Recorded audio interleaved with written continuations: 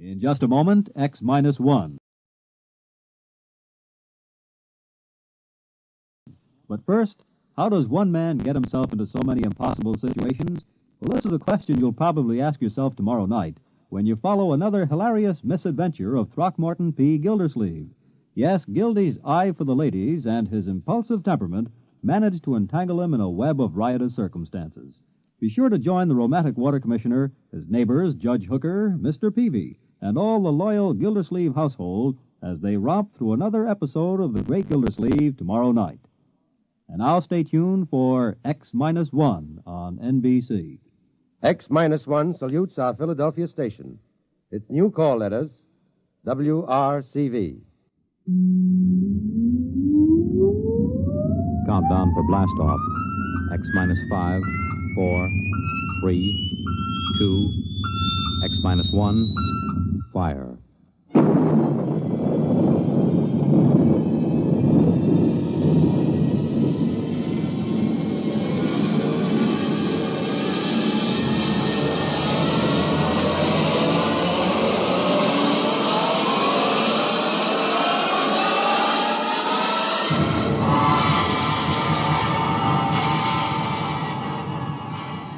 From the far horizons of the unknown come transcribed tales of new dimensions in time and space. These are stories of the future, adventures in which you'll live in a million, could be years, on 1,000 maybe worlds. The National Broadcasting Company, in cooperation with Galaxy Science Fiction Magazine, presents X-1.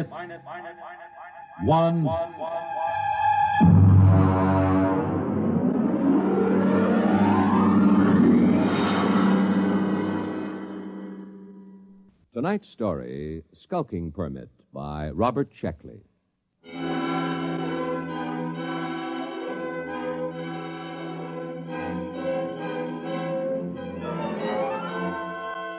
August 16th, year 2204. 2. Central Colonial Administrative Authority, Alpha Centauri Sector. From Colonial Contact Inspector 37. Subject, Planet New Delaware. Following the procedure outlined in manual for contact with lost colonies, open communication by interstellar radio with New Delaware. This is the first contact established in 200 years. And proceeding on overdrive for personal investigation. Situation on New Delaware appears unconventional, to say the least. Hi there. Hi, Billy. Hi, Tom. Got no time for talking this morning. Got to get this sign up. It's a real pretty sign. No aliens allowed within city limits. What's an alien? Beats me. The mayor told me to put it up. He says to me, Billy Painter, you're chief of police, so I want you to paint me a big sign and set it right in front of the town hall. Aliens. Aliens. Oh, it's a real pretty word. Billy Painter, I thought I told you. Take it easy, Mayor. I put the sign up. It's not that, it's the church. I painted it just like you told me. I know, but you painted it wrong. I painted that church with a nice bright red. What's wrong with that? I looked it up. It's a little red schoolhouse, not church house. Churches are supposed to be white. Can't keep track of them all. Schoolhouse, church house, jail, post office. Got along fine enough in New Delaware for 200 years without them. I know, but we need them now, and we haven't got much time. Where are the Carpenter boys? I saw Sam and Marv over at Ed Beer's Tavern. Well, Billy, you go down there and tell them that they've got to build us a little schoolhouse, and you paint it red. It's very important. Mayor, when do I get a police chief badge? I read that a police chief always gets a badge. Make yourself one. Now go on. All right, then. Oh, it sure is hot here. I don't know why the inspector couldn't have come in winter. Oh, Tom Fisher. Yeah? Tom, I've got a job for you, a very important job. Well, now, look, Mayor, I'm on vacation. Fish won't be back in these waters. No vacation, not now. He's due any day. Tom, how would you like to be a criminal? I don't know. What's a criminal? Well, come over to my house and I'll explain. I've got to appoint a criminal, and it looks to me like you're it.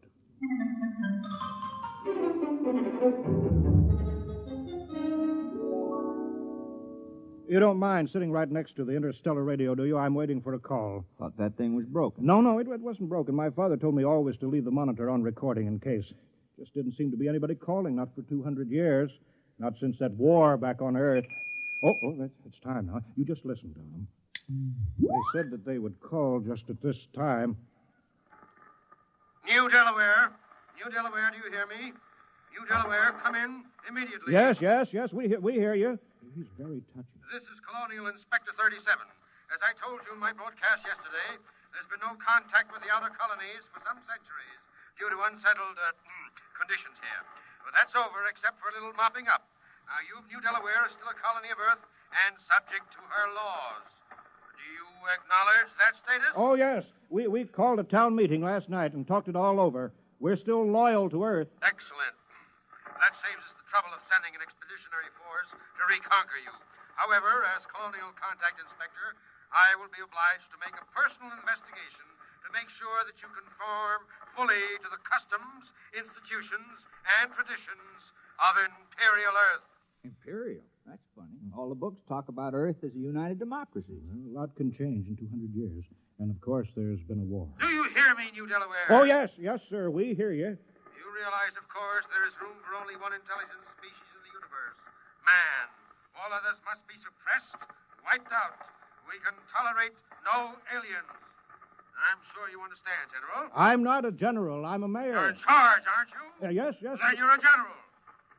Now be sure you're running an Earth colony, General, with no radical departures from the norm, such as free will, free speech, free elections, or anything else on the proscribed list. It is impossible to administer an empire where everyone does as he pleases. Get your colony in order, General. I will call to inspect you in exactly 1 week. That is all. Well, you see how it is, Tom. Now, Tom, about your job. I'm appointing you town criminal. I don't see why there has to be a criminal. That's a very important part of Earth society. All the books say so, Tom. The criminal is as important as the postman or the police chief. He works against society. If you don't have people working against society, how can you have people working for it? How can there be any more important job? I don't want to do it. Now, be reasonable, Tom. Put yourself in my position. This inspector comes and he meets Billy Painter, our police chief. He asks to see the jail. Then he says, no prisoners? How can I hold my head up and tell him that we don't have any crime? No crime, he'll say. But Earth colonies always have crime. Don't you see that, Tom? Right there, the whole thing falls through. He'll see that we're not truly Earth-like. We're faking it. We're aliens. And you heard what he said about being rough on aliens. Well, yeah, but why me? Can't spare anyone else. And you've got narrow eyes. Criminals always have narrow eyes. Well, they aren't that narrow. Tom, please, we're all doing our part. You want to help now, don't you? Oh, I suppose so. Fine. You're our criminal. Here, I've got this paper all made out for you, just to make it legal. Skulking permit. Know all men by these presents that Tom Fisher is a duly authorized thief and murderer. He is hereby required to skulk in dismal alleys, haunt places of low repute, and to break the law. What's the law? I'll let you know as fast as I make them up. All Earth colonies have laws. Oh, well, what do I do? You steal and kill. Look, I'll give you a couple of books on it. Steal as much as you like. One murder should be enough. Don't overdo it. Well, it don't sound sensible somehow. Well, you can work up to it, Tom. Why don't you start off easy, like by haunting a place of low repute?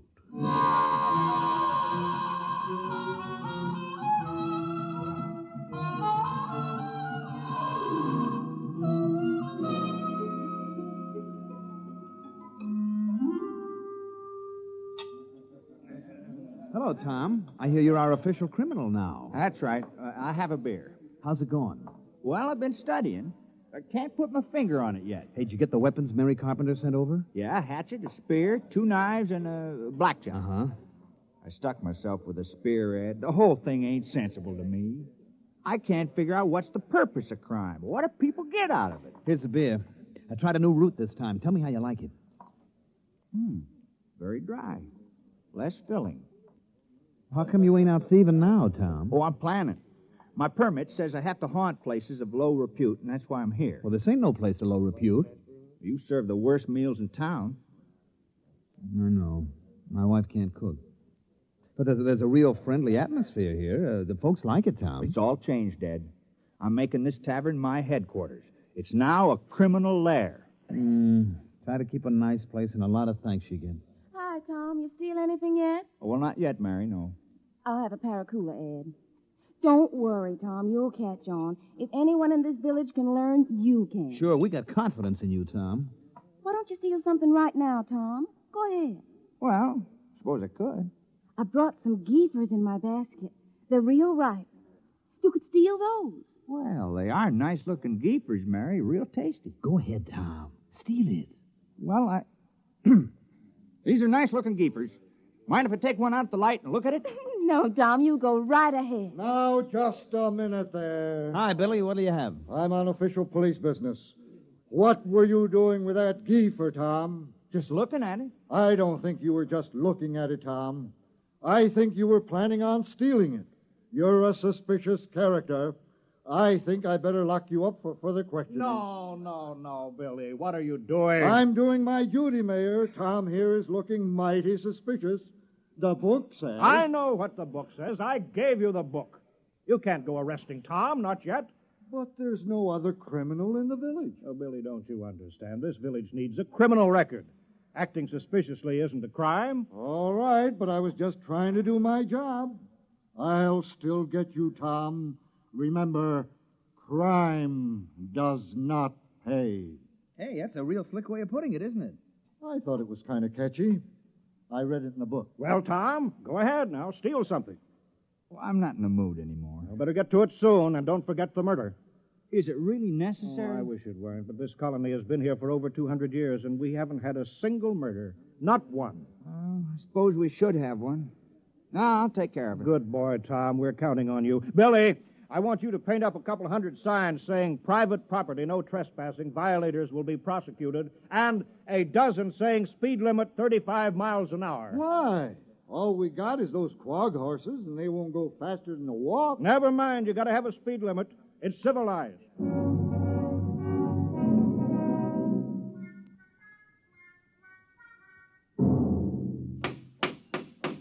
Well, that's the last of the signs, Billy. You might as well get some sleep. Aren't you going home, Mayor? No, I've got to get out to Fred Farmer's. I appointed him postmaster. Since nobody ever sends letters around here, I promised to help him write all those letters. Well, good night, Mayor. I guess I better be making my rounds. Good night, Billy.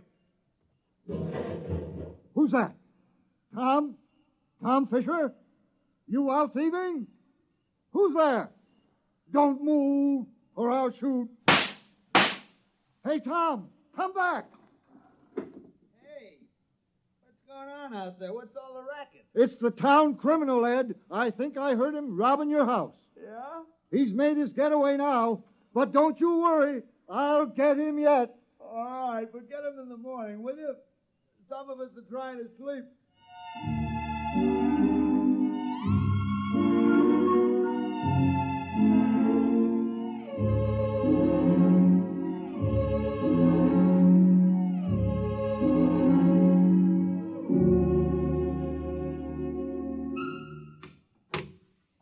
Morning, Marv. How's the schoolhouse coming? Fair. Would have come along better if I had my saw. Your saw? Yeah. I left it leaning against my door last night. Wasn't there this morning, Tom. Oh, yeah, your saw. Well, you know how it is, Marv. I had to practice some skulking last night. Yeah, sure. Say, do you suppose I could use the saw for a while, just for an hour or two? Well, I don't know. It's legally stolen, you know. Well, I'd give it back. I wouldn't keep anything that was legally stolen. Well, it's in the house with the rest of the loot. Okay, I'll go borrow it then. Tom, I've been looking for you. Morning, Mayor. Did you steal my bronze plaque? I certainly did. Oh, well, I was just wondering. You did it just in time. You see up there? What? Up there, the black dot near the rim of the sun. Oh, what is it? Well, I'll bet it's the inspector's ship. You got your murder planned? Time is running short, Tom. The inspector may land any hour now. That darn radio's been yapping at me something about a revolt at Deng 4, and all Earth colonies are to prepare for conscription, whatever that is.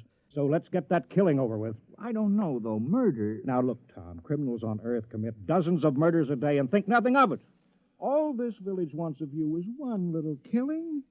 Is that too much to ask? Now, who will it be, Tom? Oh, I guess I'll kill George Waterman. Why? Why? Why not? What's your motive? I thought you just wanted a murder. Who said anything about a motive? We can't have a fake murder. On Earth, every murderer has a motive. Well, I don't like the way George walks, never did, and he's noisy. No. That might be good enough for a crime of passion, but you're a legal criminal. Tom, you're ruthless, cold-blooded, and cunning. You can't kill someone just because you don't like the way he walks. That's silly. I better think the whole thing over. Well, don't take too long. Oh, and Tom, don't forget to leave clues. They're very important.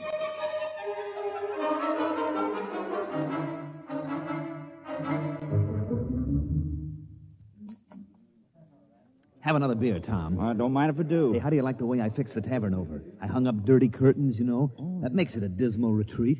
Because I figured if this was going to be your headquarters, it ought to be a real criminal's lair. How do you like the bloodstains on the floor? That's only Billy Painter's root-berry red paint. Oh, I know, but it looks like bloodstains. Hey, how's the murder coming? Oh, not so good. No, I've been thinking about it, Ed. You realize I'm supposed to kill somebody? I'm supposed to make somebody cease to exist. I mean, like, take Marv Carpenter. Here he is today working on a schoolhouse, big fella. Now, if I kill him, well, he wouldn't work anymore. I've been trying to imagine it. Marv Carpenter lying on the ground with his eyes glaring open and his mouth twisted and never going to hold a piece of wood in his hands again or never going to sing a song or have a beer or anything. Well, it just made me kind of sick. I mean, I could go on with the thieving, but murder... Yeah, I know, but, Tom, it's your job. It's for the good of the village. Murder. I better have another beer. Hey, what's that? That must be the inspector's ship landing. Come on, let's go see.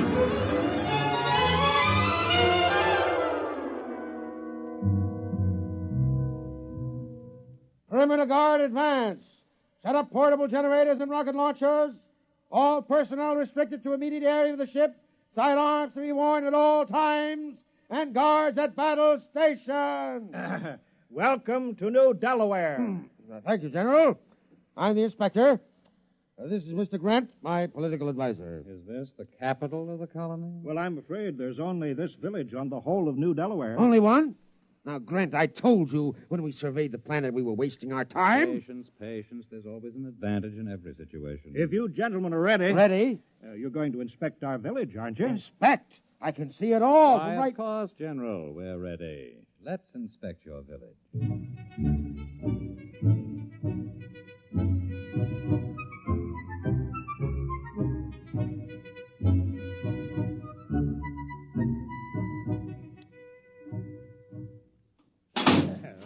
You see, we've got it all. Jail, post office, church, little red schoolhouse. Oh, we're very normal, very earthy. Grant, I have my efficiency rating to think of. This place is worthless. No smelting, no heavy industry, no atomics, no taxation, no, they don't have anything. Oh, I wouldn't say that, Inspector. If you'll excuse us, General. Of course. I'll be downgraded at the next colonial board. Why, this place is a utopia. It's subversive. We ought to blow it right out of the sky. No, don't be despondent, Inspector. But this whole trip is a total waste of time. Not entirely. New Delaware has a very important commodity for us. What? You saw them? Hulking peasants? Nothing but farmers. Yes, strong, healthy farmers. Good cannon fodder. But... Oh, let me take over. General. Yes, sir? How many able young men are there in the village between the ages of 15 and 60? Why? You see, General, Imperial Earth is engaged in a war. The colonies in Deng 4 are revolting against the authority of Mother Earth. Oh, I'm sorry to hear that. We need good, healthy fighting men. Our reserves are depleted. We wish to give all loyal colonists a chance to fight for Mother Earth. We're sure you won't refuse. Most colonies welcome a little conscription. Cleanses the blood, reduces crime. Crime? Oh, I thought that would come up. We've taken care of that. I appointed... Now, you see, Grant, 60, 70, perhaps 100 recruits. Not such a waste of time coming here at all. Perhaps not. Sergeant, detail a squad of 50 men armed with portable heat generators to post a guard in the village. All right, Mr. Mayor. Suppose we go talk this problem over.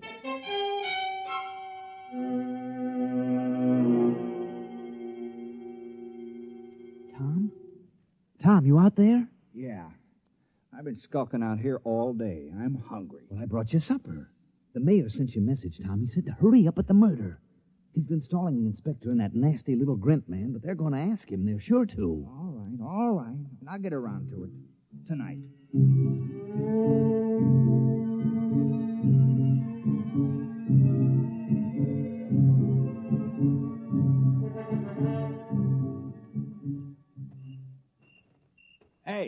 Hey, wait a minute. Oh, hello, Tom. What are you doing? Well, you said there had to be a murder, so Now, I'm... wait. I didn't mean me. It can't be me. Well, why not? Well, for one thing, somebody has to talk to the inspector. He's waiting for me. Someone has to Billy show him Painter how to... can do that. You think a knife would be more fatal in the heart or in the throat? Well, nothing personal, of course. Wait. If there's nothing personal, then you have no motive. Oh. Well, I guess I could think of one. I've been pretty sore about you appointing me town criminal. It was the mayor who appointed you, wasn't it? Well, sure. Then look, I'm not a mayor anymore. I'm a general. Look, it's stars, gold braid. Well, what's that got to do with it? Well, you missed the ceremony this afternoon, Tom. Inspector said I had to wear a general's uniform. It was a very friendly ceremony. All the Earthmen were grinning. They were winking at me and at each other. Oh, congratulations. But you were the mayor when you appointed me criminal, so my motive still holds. Yes, but killing a general isn't murder, it's mutiny. Oh, well, I'm sorry. That's all right. It's just that I've read up on it, and you haven't. Well, I better get back. The inspector wants a lot of the men that he can draft. Are you sure this murder is necessary? Oh, yes, absolutely. Just not me.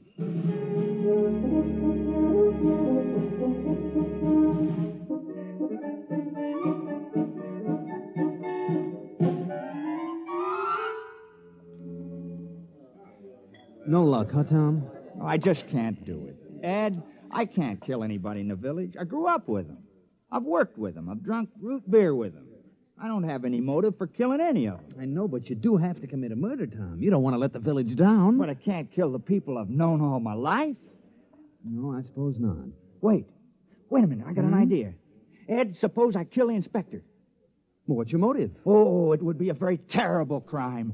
I'd be killing for glory, for fame, for notoriety, and it'll show Earth how earthy New Delaware really is. Why, they'll say crime is so bad here that a criminal actually killed their inspector on the very first day. Tom, that's just the sort of thing a master criminal would do. Oh, you think it's a good idea, huh? I think it's great, Tom. But how are you going to do it? Well, one of those soldiers got drunk on a bottle of your Keebler juice and dropped his gun. I picked it up. Oh, is that a gun? Yeah, you push this button here. Hey, look out! I'm sorry, Ed. Now I'll have to get the carpenter boys to fix that hole in the roof. Oh, well, I'll be careful. Did you kill the soldier? Of course not.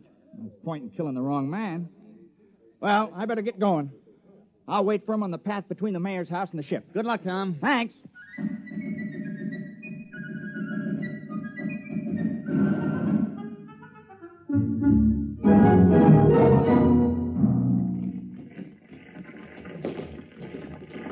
Up, 2, 3, 4. Keep in line there. Ah, what a sloppy crew. All left feet. Well, it's a nice night's work. With those landing parties dying like flies, we can use every new man we can get. Don't say that. What, are you afraid the mayor will hear me? Don't be ridiculous. It's a completely passive population. Sheep-like, obedient. Look at them. No two of them in step. Well, what do you expect from backwood agrarians? Wait till those sergeants get hold of them at the base. They'll whip them into first-class fighting men in no time. Halt!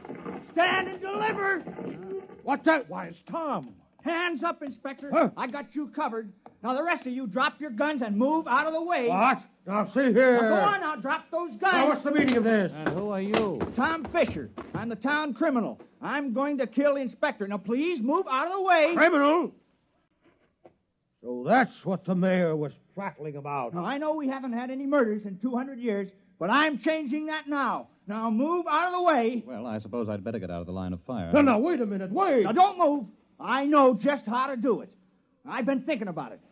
Now, I'll push this button, and you'll die. You'll fall down on the path, and your eyes will open, and your mouth twisted, and no air going in and out of your lungs, and no beat to your heart, and I can't do it. Here's your gun. Take it. I don't want it. Quick, after him. Sergeant, take a squad and search the forest. Take it easy, Inspector. This whole planet is forest. 10,000 men couldn't find him if he doesn't want to be. But I'll have him hanged on the spot. Oh, I'm terribly sorry. Sergeant, have the entire ship's company turned out. General, I want all your people out looking for him. Shoot on sight. Kill him instantly. Oh, we couldn't do that. Although we appreciate the compliment. What? That man's He's a criminal. That's what I'm trying to explain. I appointed him. We had to have one. You what? You mean you had no criminals? Well, I'm afraid not. Oh, I'm terribly ashamed. You see, we knew how uncivilized we were, and that's why we did it. I'm dreadfully embarrassed that Tom couldn't handle the job. Well, why did you give the assignment to that particular man? Well, I figured if anyone could kill, Tom could. He's a fisherman, you know. Pretty gory work. Oh. And he wasn't able to kill the inspector. Well, we just haven't had to kill anything for 200 years except fish.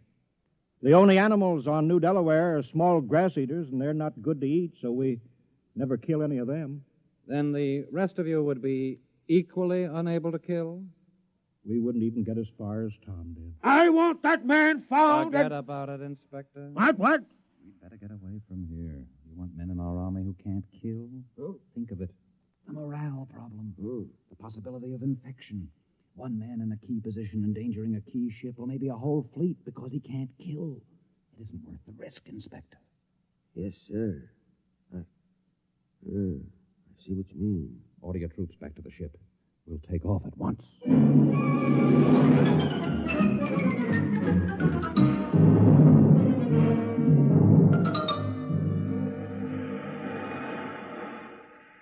Tom! Tom, you can come out now. Tom, they're gone. He's hiding around here somewhere, Mayor. Yeah. Tom! Tom! Here I am. I'm sorry I bungled it. Well, don't feel bad about it. It was an impossible job. I'm afraid it was. I thought that just possibly you could swing it, but you can't be blamed, Tom. There's not another man in the village who could have done the job even as well. What are we going to do with all those buildings, Mayor? The jail, the post office, the little red schoolhouse, the church? Well, I think we'll build a playground for the kids with swings and slides and sandboxes for them. Another playground? Surely, why not? Well, I guess I won't be needing my skulking permit anymore. No, I guess not. Oh, well, we did our best. I had the chance, then I let you all down. It's not your fault, Tom. Look how long it took Earth to get civilized. Thousands of years. And we were trying to do it in 2 weeks. Well, we'll just have to go back to being uncivilized. Yeah. Well, we better get back to the village. Looks like rain. Well, soon I'll start fishing again. Say. What is it, Tom? Oh, it's too late now, but it's too bad I didn't think of it before. I might have been able to go through with it. Think of what, Tom? I think I could have done it. If I'd only had the sense to think of the inspector as a fish. Well, it's too late now. Guess he's just a big one that got away.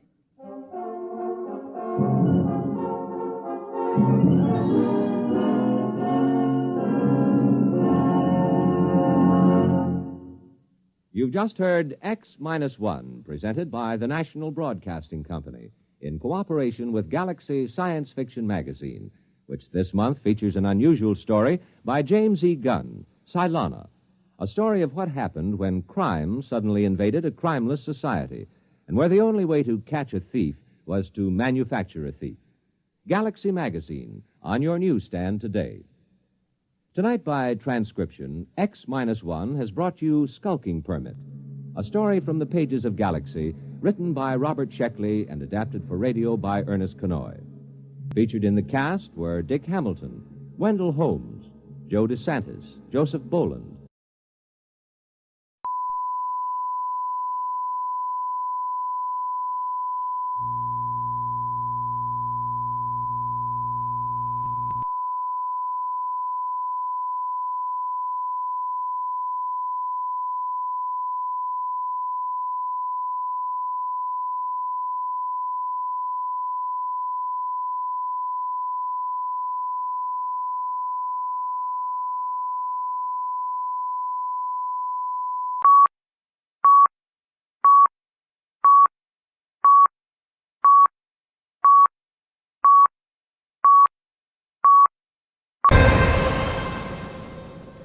Check, testing, 1, 2, fuck it.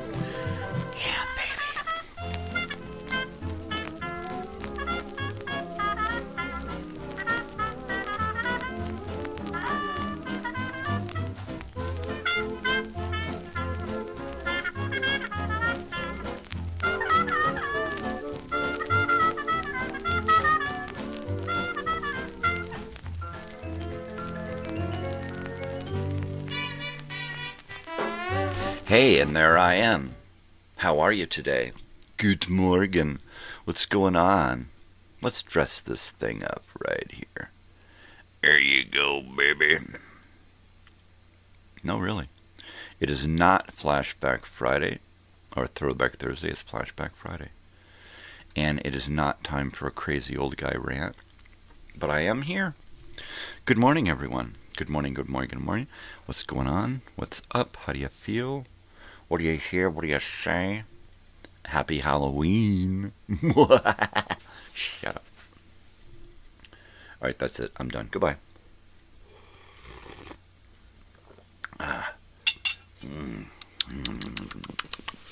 No creamer this morning. I'm using sugar, milk, and a little dash of vanilla.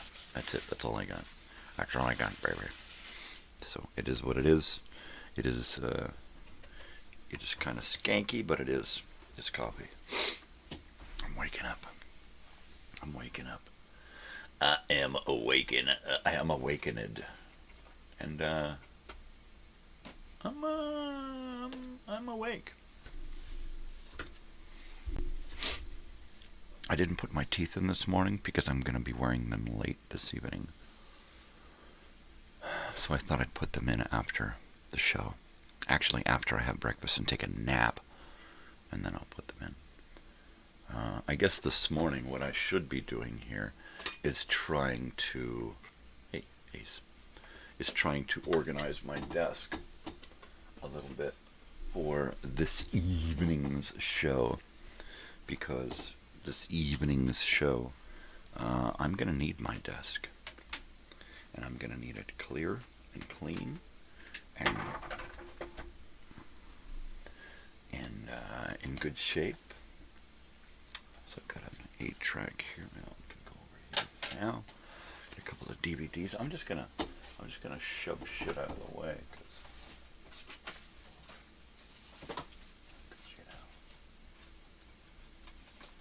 There you go. All right. We'll go little by little here. Little by little. We will eventually get it all together.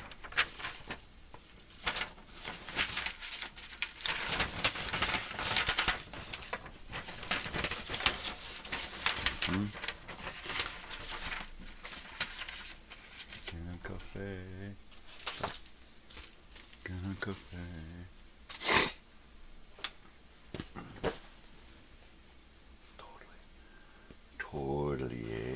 Totally.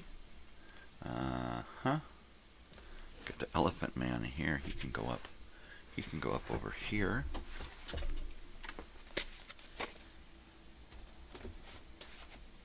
Johnny Dangerously. Arthur. Go back down here. For now, they can just kind of sit over there. Star Power.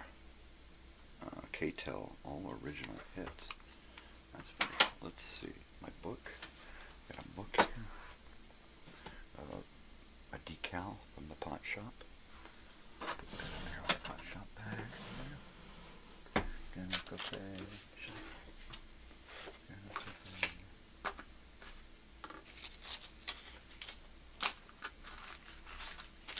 Totally. Okay.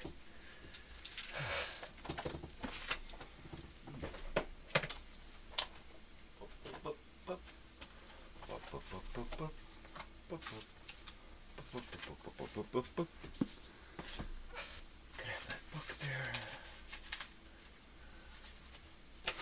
And this one here.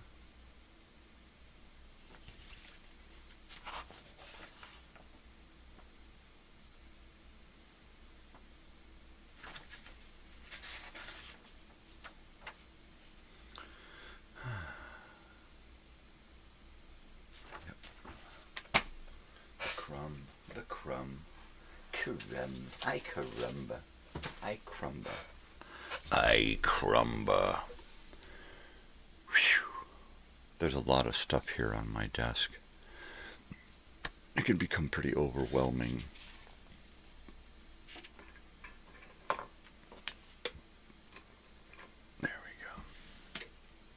had a dream that somebody was. Do you have a watch on? I buy watches. I'll buy this watch from you. What do you got a watch? Show me your watch. I'll buy it. I'll offer you some money for your watch. And I'm like, okay. And I thought I was going to show him this watch. Right? And as it turns out, I was wearing another watch. Where's that other watch that I was wearing? Let me go grab it. Let me see if I can find it first. I'm not going to be right back because I'll still be on camera.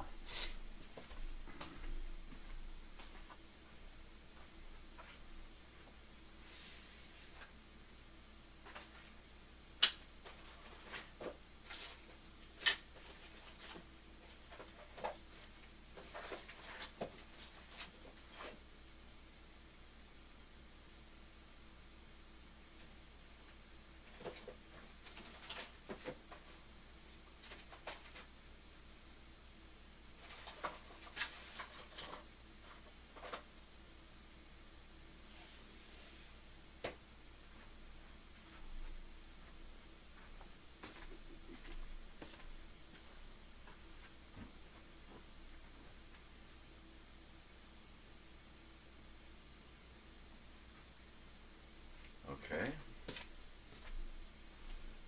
I still do not see that watch.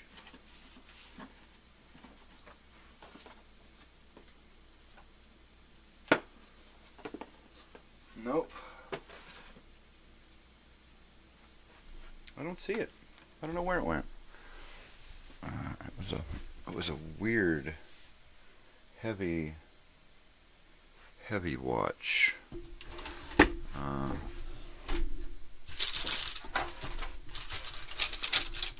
One of those newer metal watches with a lot of buttons and stuff. Well, not a lot of buttons, but a lot of dials.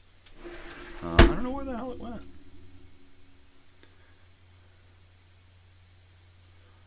So anyway, it was a weird dream. I don't know why I'm wrapped up in that dream, but it was what I was dreaming when I woke up. And I thought I was going to show him my Kennedy watch. And it was that big metal watch that I showed him. But it also reminded me that I have this flying saucer watch, which is what they called it because of the shape. If you look at the profile of this watch, it's what they called the flying saucer or the UFO or something like that. So there's that watch. Here's my Kennedy watch. And then my Spiro Agnew watch. He's interesting character. Ford's, is that right? Was it Ford's vice president? Spiro Agnew. Canon Cafe. Canon Cafe. So there's this one. There you go. Wish I could find that other one. I'm a man of watches, yes. I like to wear a watch. I like to wear a watch when I'm going out at night, so I don't have to keep looking at my phone. Right? I like to take a book with me when I go to the doctor's office or an appointment, so I don't have to keep looking at my phone like everybody else. It irks me when I look around and I see these zombies staring at their screens. And the little little toddlers and kids and stuff staring at a screen. It's like, can you not see you're being programmed? Can you not watch a science fiction movie and see what's happening to you? I don't get it. I just don't fucking get it.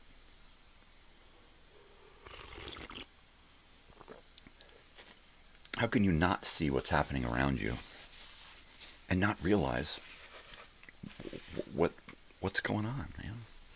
They're doing stuff. They're making you think stuff you shouldn't be thinking. They're making you do stuff you shouldn't be doing. And you're okay with it. As long as you can get back to your videos, you know, in your private little dwelling where nobody can reach you. Uh-oh. It's a Halloween rant. It's a Halloween rant. So let's see. This morning we're still doing Hazy Halo. Hazy Halo. It's a sativa. It's really stony. It's okay for pain, but like I've said before, it's not so much that pot helps with the pain as it just kind of helps disconnect me from the pain. The pain's there, and I don't care so much, right? The pain's over there on the couch, and I'm over here. So, there you go. I got a nice big bud picked out for this evening. This evening's show, I don't know what the hell's going to go on. All I'm doing is just trying to set it up so that can of coffee, so that I'm able to go in any direction I wish, any direction I please. That's all I'm doing. It's just getting it set up. Whatever happens, happens. It's Halloween. Yeah, let's listen to some of the soundtrack for this evening and see what that sounds like. That'll be interesting. Where are we? Halloween night. There we go.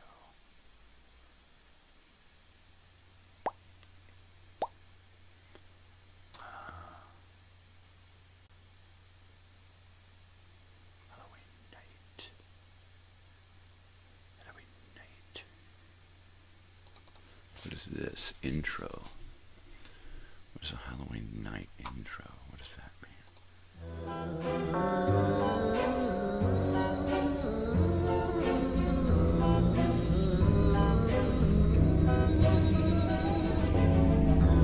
Oh, I guess I made a show intro.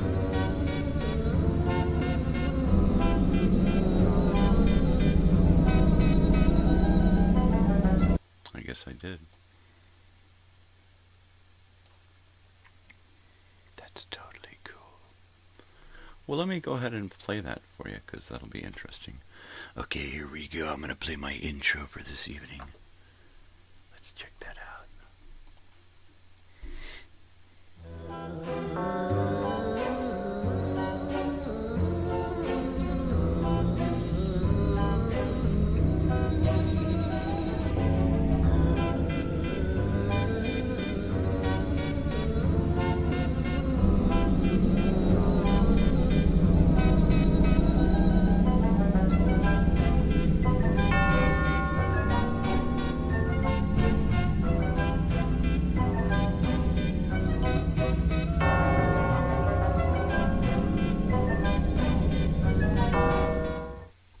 Well, there you go. And there's that. There's my intro for this. I don't know what I'm going to do with it, I guess.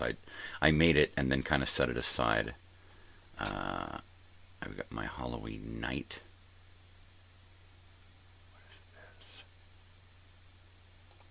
What is this Halloween night thing?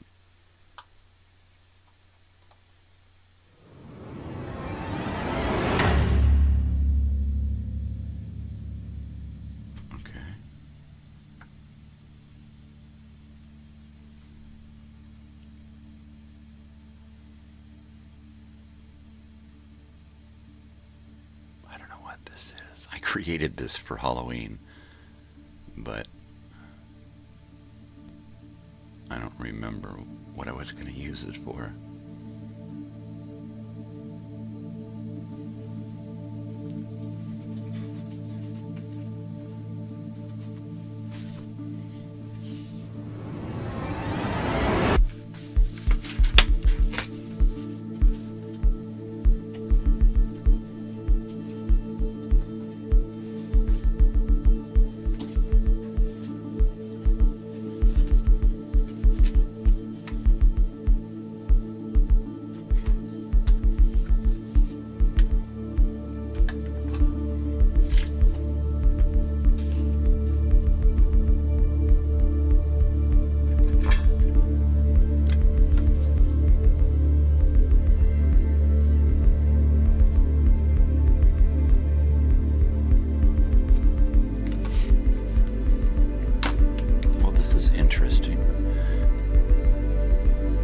I didn't realize I'd put this video together.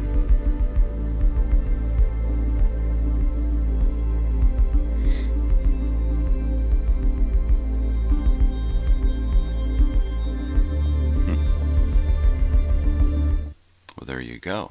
I am going to have to get back to that this morning and see what I can do with that.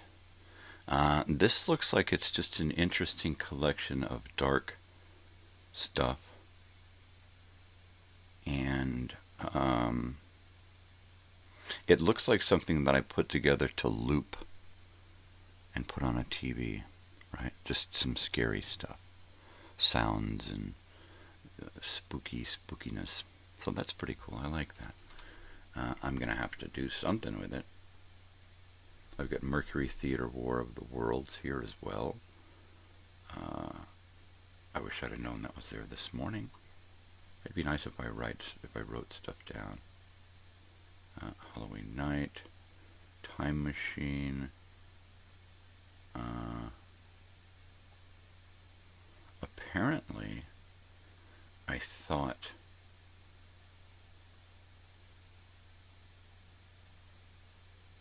I've got last year's. That's what this is. This is last year's Halloween.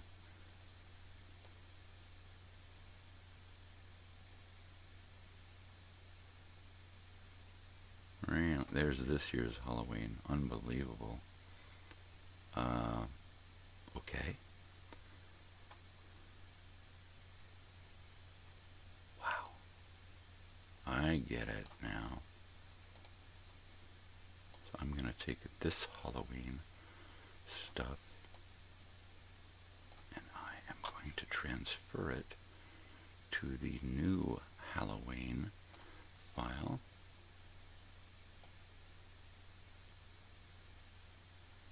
And let that work for a few minutes. I'm going to transfer all that over, and I am going to try to reuse that this evening. I've got a video time machine from last year, from season 1. That's interesting. I don't know what. I think I'm just going to file that in the video time machine file, where it should go. Anywho, what's going on this morning, people? It's Halloween. Happy Halloween. If you'd like, I'll tell you a Halloween story. Halloween story. Shh, I scared myself. I think I wet myself. No, my foot. Stop. My foot. Make fists with your toes. That's it. Make fists with your toes. Let me get this piece of paper off the ground there so it does not annoy me. Next year's schedule options. That should go there. Okay, so my plan for the end of the year is to be ready to run the channel very professional, more than it is now, to have a set schedule, to put together my season 3 episodes of Video Time Machines and other shows, and try to get them done in a timely fashion. So I don't want to set myself up for failure, but I do want to try to, as best possible, set myself up for success, because it's going to be a rough year, especially the beginning. I've got to go to the desert 4 days a week with my daughter. She's graduating this year, and she's got one semester where she's got to go to campus 4 days a week. She got 2 classes on campus, 2 days in the morning, 2 days in the evening. So what I'm going to try to do is set it up so that her schedule benefits my schedule. And then my big hope is that when it comes summertime and she's done with school, I can get her to work with me, an intern, as my personal assistant for a couple of months during the summer, before she decides to get into some job somewhere and take off. And that'll give us something to do together, a project to work on, a way to just bond and get closer and that kind of stuff. So it'll be neat. I hope we can do that.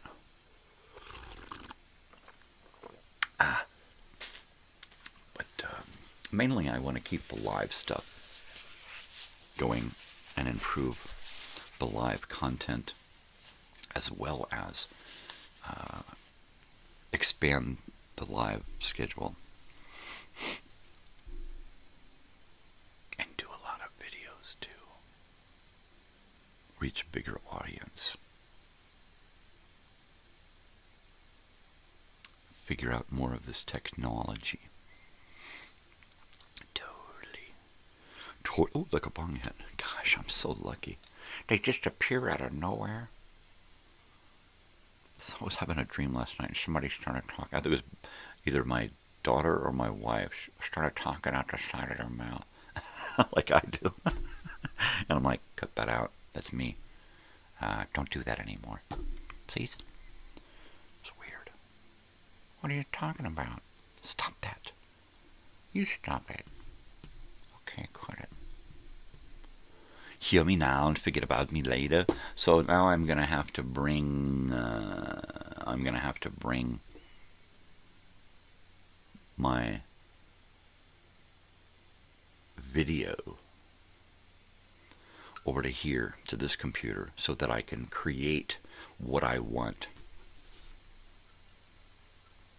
in the way of a video, an opening video, and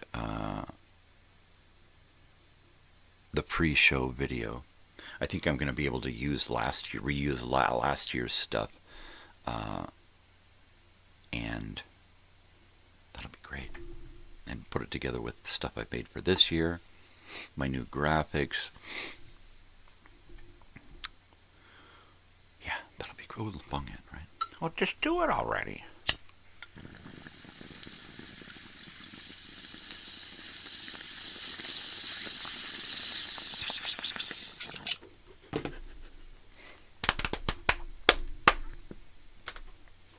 Ace.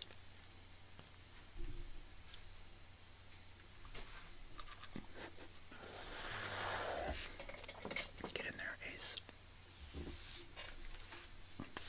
Ace came around last Halloween, and he's been here ever since. Pardon. Pardon.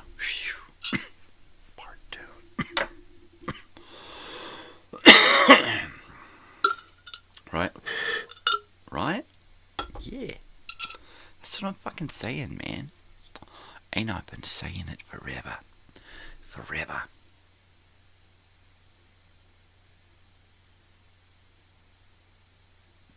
I don't know if I can go visit places where I make fun of the accents. Will I get in trouble?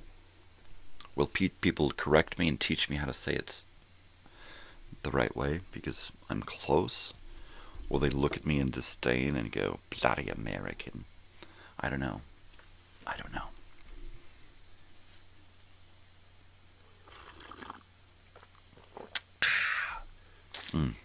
That's right. We got to do this because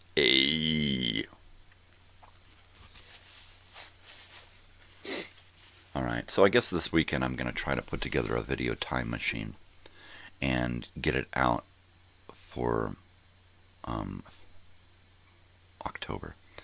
Just finish off. I've got like 2 weeks of October I need to wrap up, starting with A's, and put something together. I should have had something together for this evenings, but yeah, it just didn't work. I got too much shit going on.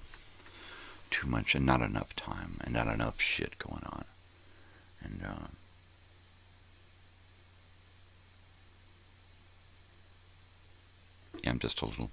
I'm a little off this morning.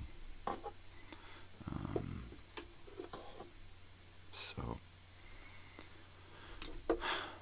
it's always a bummer when I hear that someone close is not feeling well. Not, physically, but, emotionally and stuff. And so it's kind of a bummer, and I hear that, and I know what it's like. I want people to feel good because I know what it's like to feel bad. That's it. That's all. I know what it's like to feel really, really bad. so bad you don't want anything, you don't care about anything, you don't want to be around, you don't want to talk to anybody, you don't want to look at anything. The things that you normally love, you don't enjoy. You're just, and I hate it when I hear that people are feeling like that, because it makes me feel sad, right? I get my own little melancholia going on. I'm not just sympathetic, I am empathetic to what's going on with other people. And it hurts.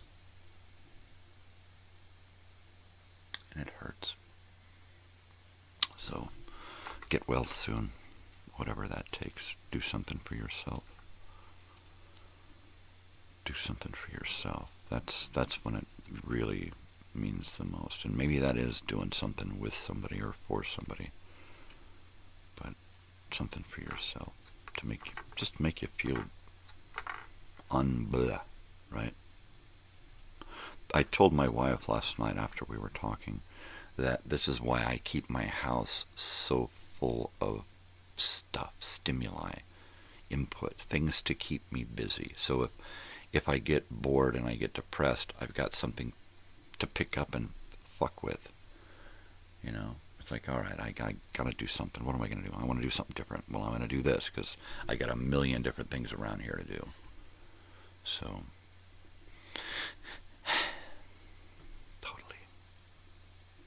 totally, man. Totally. This is the last day of The Legend of Billie Jean. That's the movie of the week. It'd be a great costume to wear. I want an I Love Billie Jean shirt and hat. That would really be cool to have one of those posters. Wow. I'm sure they have them out there. So I'm sure you can buy a Helen Slater getting up out of the water. That shot that they turned into a poster for the inside the movie, doing the. That was a great fucking movie. And if I could have any of that memorabilia, that would be tits. Shh. That would be tight. That would be tight. That would be awesome. That would be the sniggle bits. That would be the sniggle bits. Poster, hat, shirt, bumper sticker, that kind of stuff. That would be really awesome to get some of that. Even if it's reproduction, still.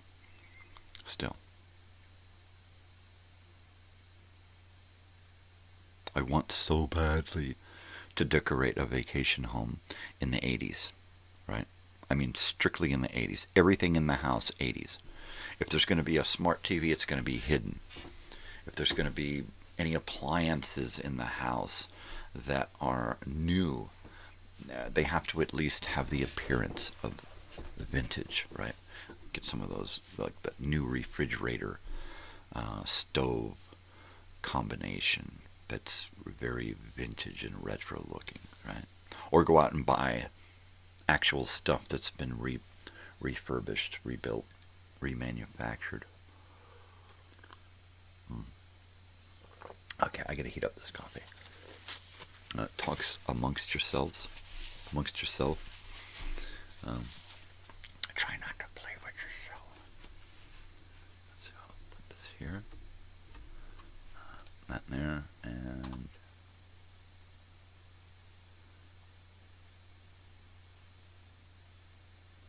Halloween soundtrack. 3 hours and 16 minutes. War of the Worlds. I've got a Halloween Night soundtrack. That's 1 hour and 22 minutes. And then I've got my intro. So I need to butt that intro together with my soundtrack. Because the soundtrack is a black screen. So if I butt that on the beginning, then I can do my intro here. Right?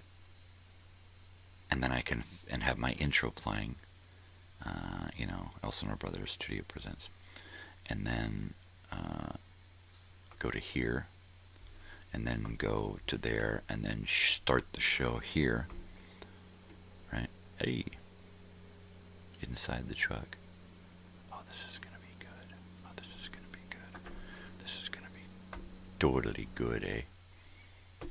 All right, there we go. And eventually I'll get used to using these controls.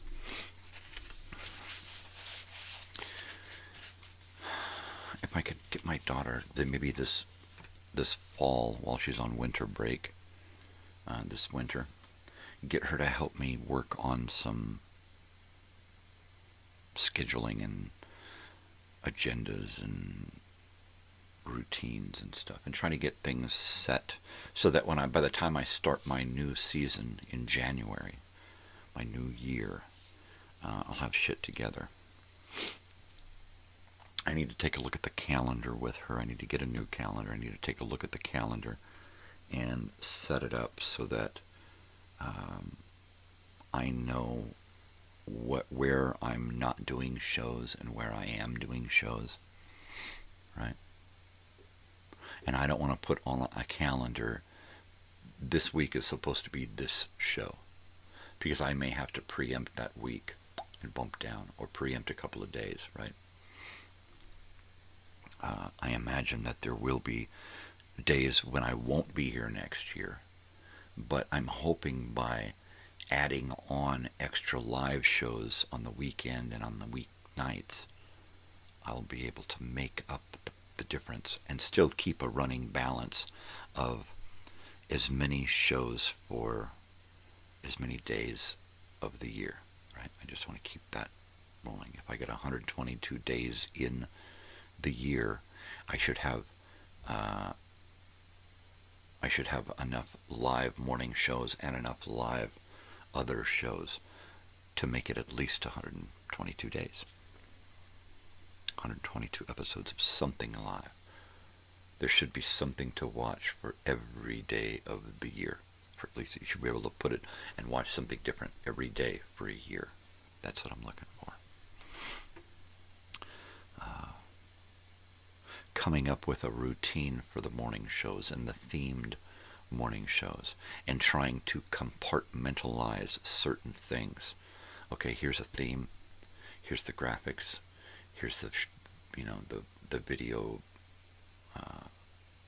a movie trailer or a TV show promo or something, and get into bringing more content, more cameras.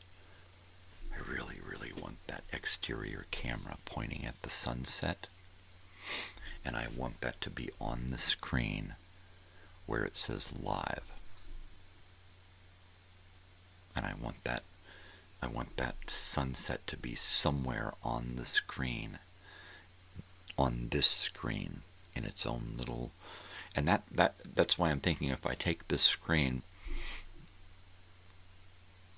and maybe turn it into a palette with different windows for the different items, the movie of the week, the album of the day, the sunrise.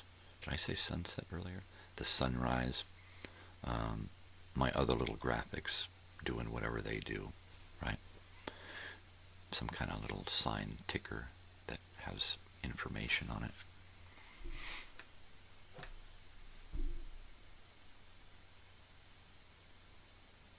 I want to try to keep the show challenging for me and entertaining for those who stop by. I want to do some kind of interaction. I really do. I want to do some kind of, here's how you contact me via live. Here are the live rules. You know, you can't just get on and start blah blah blah blah blah blah blah blah. Okay, but right? I know people like that where you just can't get them to stop long enough so that you can put something into the conversation, or at least direct the conversation. And I think that's going to have to be one of the rules, is that you have to time yourself. You know, you can speak for so long, but then you have to give up the microphone to somebody else, right? It's a show. It's not a phone conversation. It's a program. It's not a video conference, right? So it has to keep on on some kind of plane, some kind of it has to have a direction, and it can't just keep bouncing all over the place. It's got to have a center. I'll center you. I'm going to heat up my coffee, because if I try to drink it again, it's going to be cold. We can warm it up. And until then, let me get my little graphic here. I will be right back.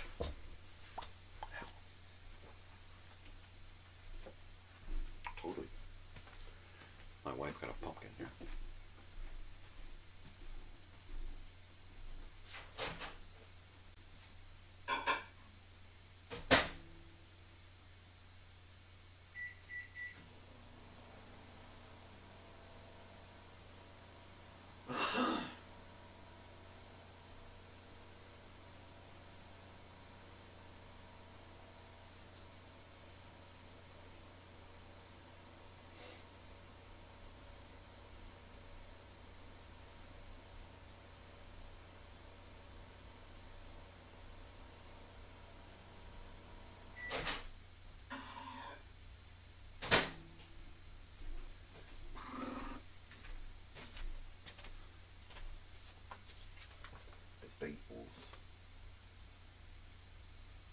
Yeah, going to have to do it. Going to have to do it.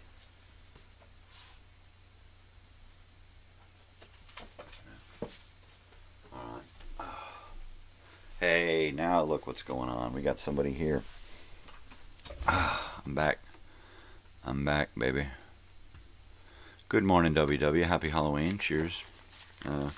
I was just heating up my coffee and talking to myself.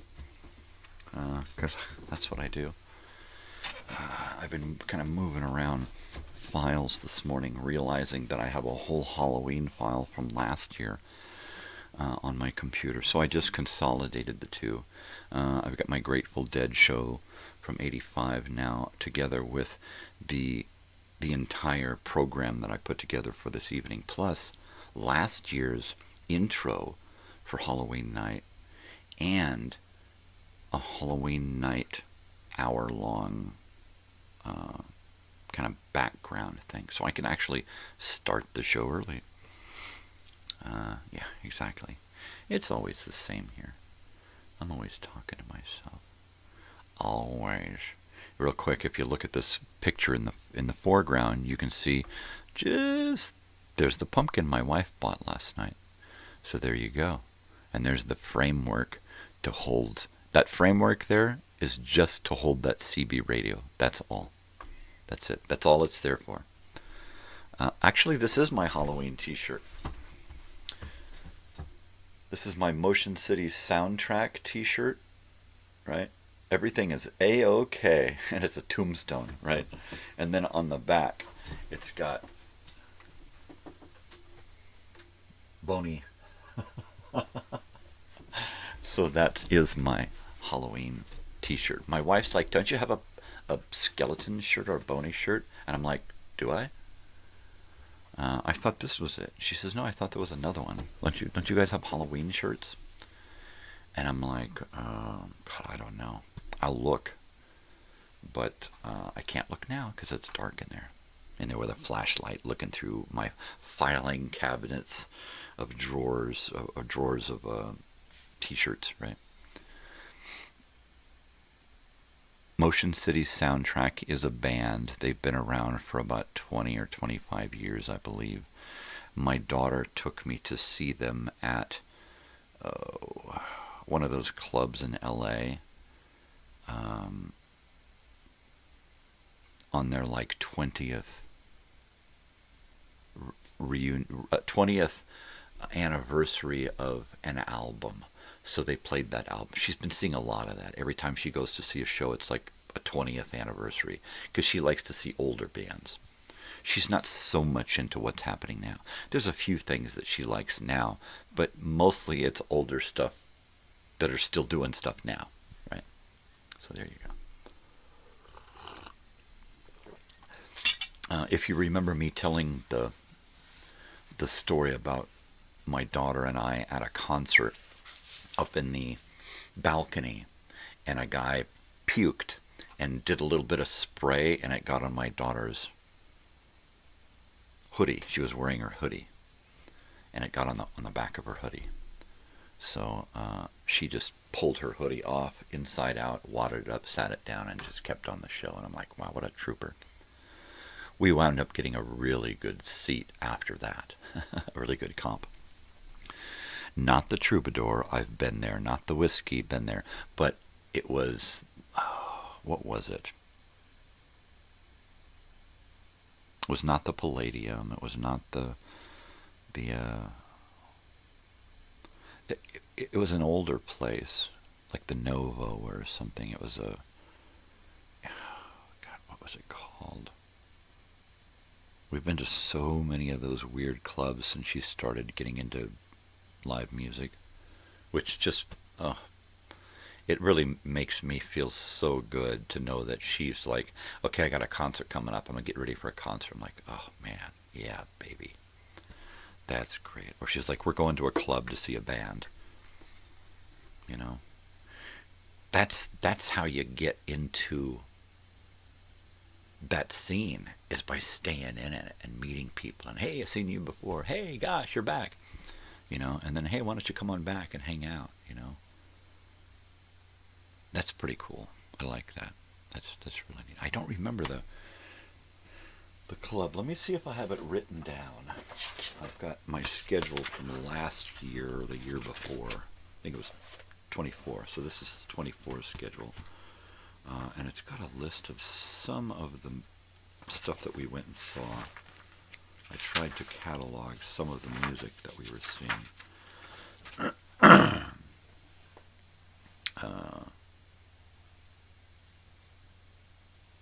is it not even here? I think it is. Pierce the Veil, They Used, followed by Paramore. 1975, iHeart Radio Festival. Harry Styles, Lucas Nelson, Promise of the Real, Fall Out Boy, Mitch Rowland, Fall Out Boy, Los Campesinos, The Killers, When We Were Young Festival, Los Tigres del Norte, Mario Antonio Solis, Caifanes, that's it. Lucas Nelson, Promise of the Real, here it is. Promise, or Motion City soundtrack, 6/10/24. 6/10 or 6/16. Anyway, that where it was on 6/10 or 6/16 in LA. That's the show. So I'll have to research it. Starcrawler, ELO, Psychedelic Furs, Niall Horan. Oh yeah. So many shows. And this is about 30. Actually, about 25 shows. Big Sandy and his Fly Right Boys. This is about 25 shows here that we have written down. And since then, she's seen another dozen shows at least. She's just a... I love that she's going to school and she's using the financial aid that she earns, that normal people would have to use it to, like, exist. She lives at home, so she uses that money to go to concerts. And I'm like, yeah. You got the rest of your life to do that. I gotta pay bills thing. Fucking go have fun. As long as I'm here, as long as Mom is here, as long as you're here with us, do your thing. There's gonna be plenty of time for you to be in charge of taking care of shit, right? And even though that's the case, she still does. She helps out a lot, and she does a lot of stuff for the family. So I'm like, yeah, girl, you go have a show. How many? I always hit her. How many shows you got this month? 2, 3. Remember, we're going to one. Oh, am I? Shit, I forgot. She springs that on me all the time. Remember, we got a show this month. What are we? Where? What? I'm going in. Cover me.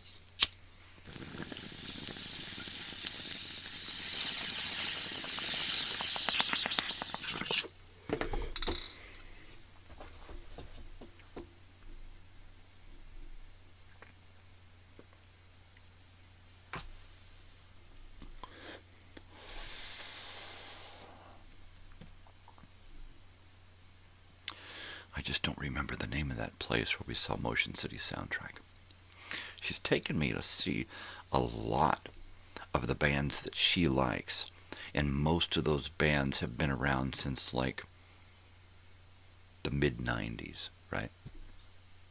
Which is pretty cool, because I stopped listening to shit then, and she's got great taste. So, all right, this week has been kind of screwball. I haven't done any TV guides in the last week and a half. No, not the Roxy. These are all places that we used to go to back in the 80s, right? And I don't think she's had any shows at those three venues, which is kind of weird.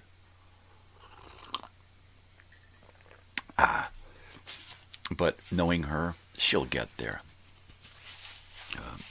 The John Ford Theater up here has got, in a couple of weeks, Lucas Nelson on his first solo tour without his band, Promise of the Real. Well, not the full band anyway. But I really would like to go see that. The only bummer is I'm so burned out on going out long distances to see a show. I only do it when my daughter needs me to take her. Then I'll go out and do a long distance show all the way out to LA and Hollywood and shit. Otherwise, I just kind of wait and see what comes around here. Within a half an hour, 40 minutes of here is the Acrisure Arena. The big show, the show at Agua Caliente Casino, and a few other venues, plus all of the small clubs that are out here. So we do get a lot of music out here. You just kind of have to wait and be patient.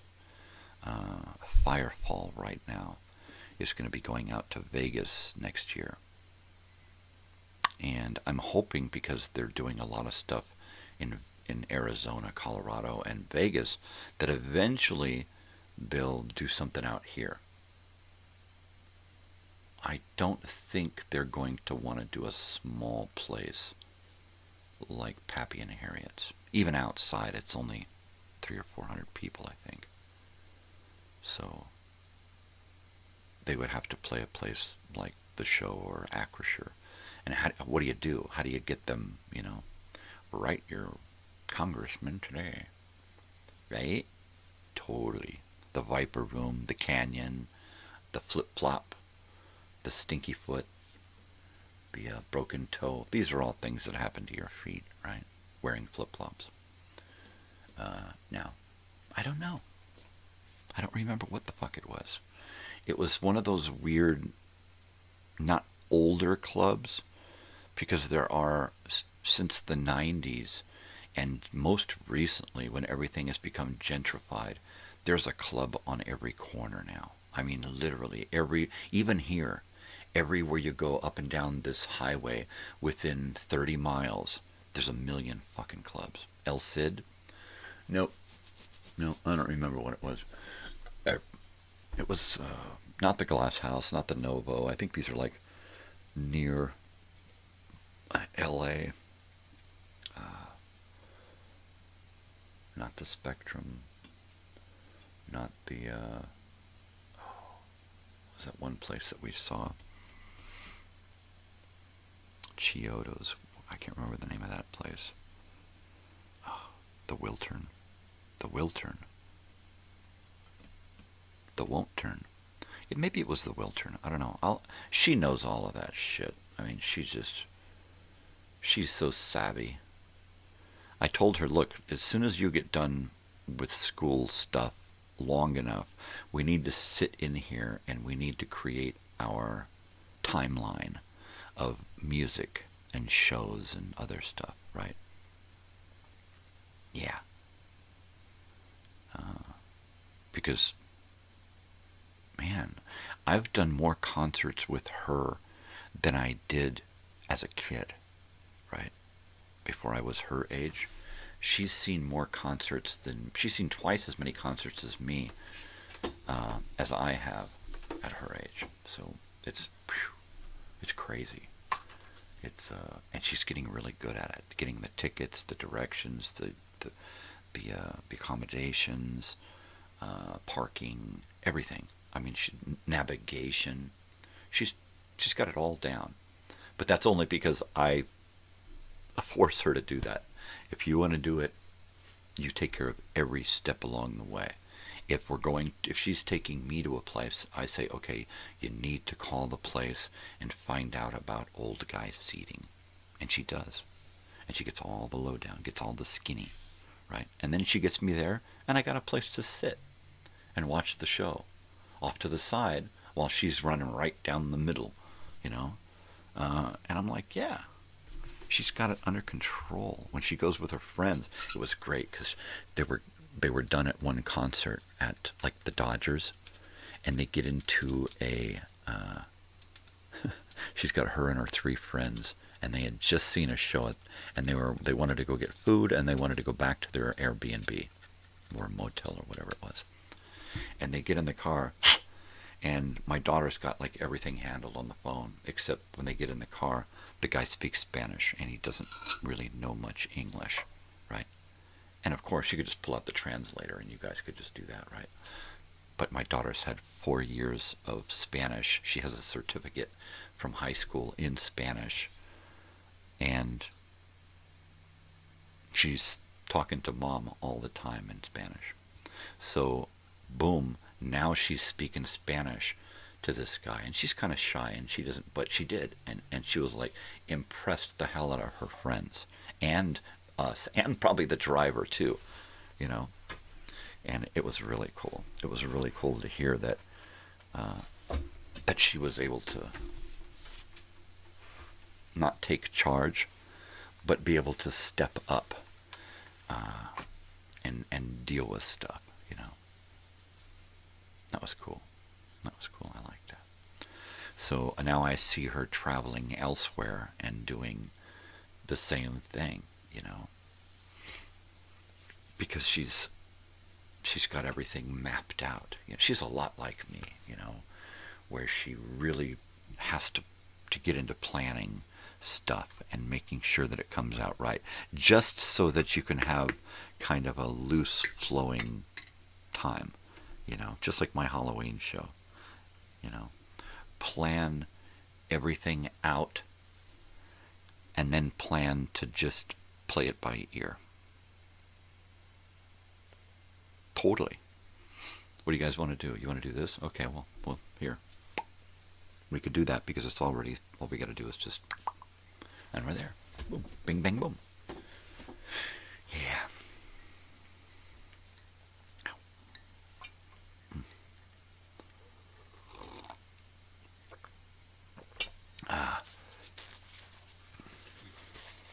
I hate it when you got people that you really, really want to hang out with, and they're like on the other side of the country, like Joey, like Dubs, you know. It's kind of a bummer, you know. I used to want to hang out with my brother all the time, and he lives, you know, north, way north, up in Oregon, right? And the best we could do was like phone or video conversations. And it's just not the same. After a while, it's just not the same when you're not able to sit in a room with someone and converse eye to eye, face to face, hand to hand, mouth to mouth, arm to arm. At least we have this. Exactly.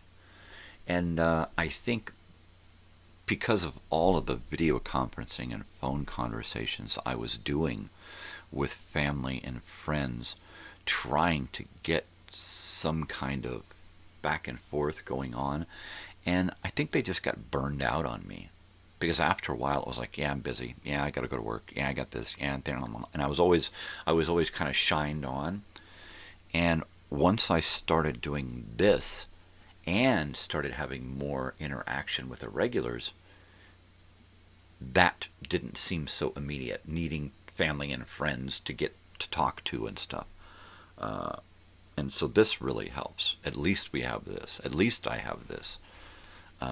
Because as much as I want that, I know that it's out of my reach. Not everybody feels the same way about communication as I do, right?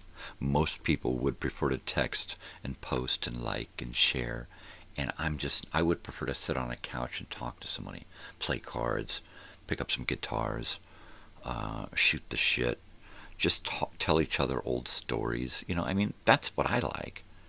And nowadays, it's just all about social media. You can barely get someone on the fucking phone anymore, It's just, yeah. It's just weird. So it's kind of hard to cope out in the world and with family and friends and trying to be sociable and friendly and nice and communicative, right?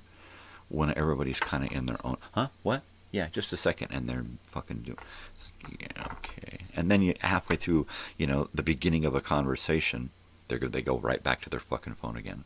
Or they never put their phone down. They just kind of look up at you once in a while, right? Oh. I just stopped talking. And, I'll like start a sentence and then stop the sentence because they're on their phone, and I'll wait and wait and wait. And they'll look up at me and go like this and go back to their phone. Like I'm still talking, right? And see how long it takes them to realize that I don't want to have the conversation with the side of your fucking face, And I've had to do that with people, strangers, friends, family, people in general. It's like, yeah, what's the point? It serves me no purpose to try to have a conversation with somebody who's not even invested in the now, in the present, and the here. I don't know what the album of the day is. I have no clue. Do you recall what the album of the day was Monday? Was that the day we did Alice Cooper? Right? Was that the day? And that was this one, right? Yeah. And what was that album called? What was it called? School's Out, yeah.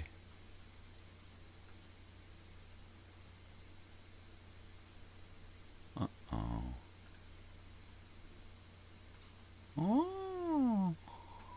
I don't know.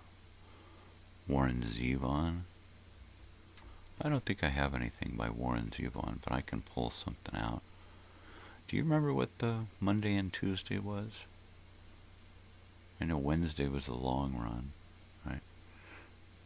Yesterday was the Beatles. I think Monday was School's Out.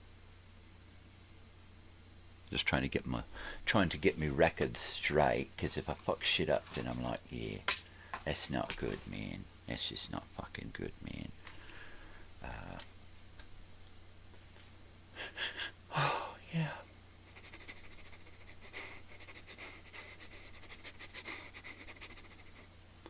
I am gonna do Monday. I think it was, wasn't it Monday? Somebody's got to talk to me, people. Talk to me. What is going on? I don't understand what's going on here. Breaking news, I'm lost. I'm completely lost, man. It's Halloween and I'm lost. Totally lost. I'm lozed.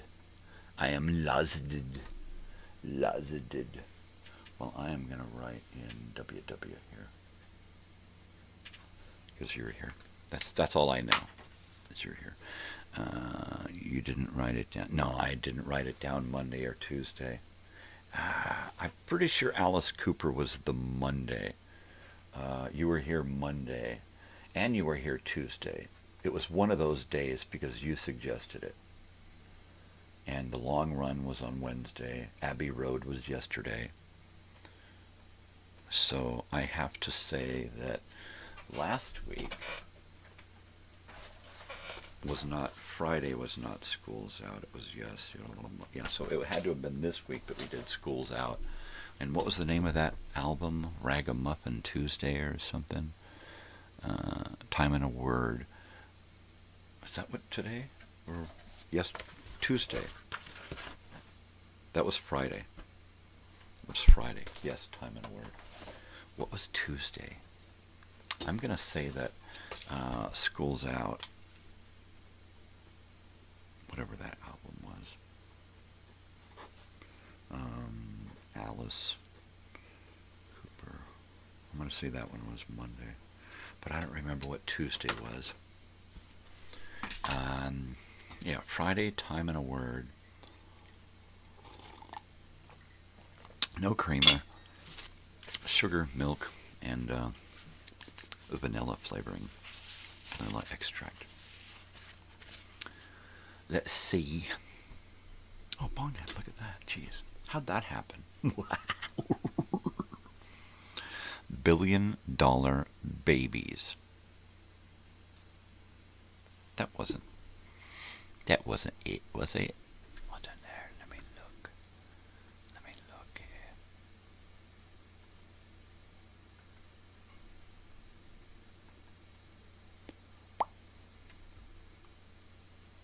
School's Out.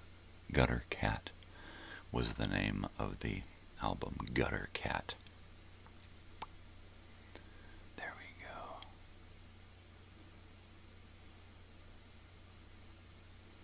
Gutter Cat. Cutter Gat.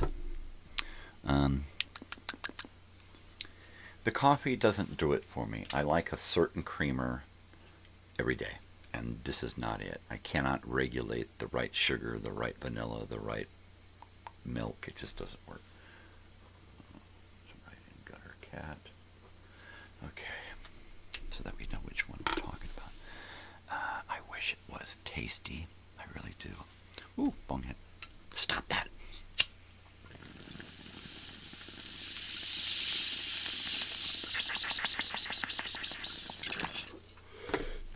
So let's see. I've got my elements.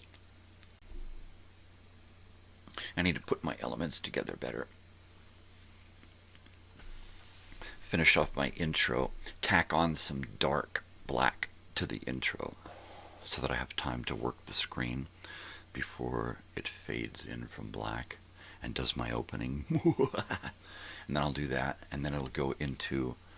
I think what I'll do is I'll take my Halloween Night that is from last year, and I'll take the intro that says Halloween Night, Elsinore Brothers Studios presents, and then put that together and have that pop in once in a while, and then have the show begin with that, and then go into my dark background with just the soundtrack of the Dead Show and the commercials and the CB and the thunderstorm and all that. And we'll do that. Yeah, we'll do that.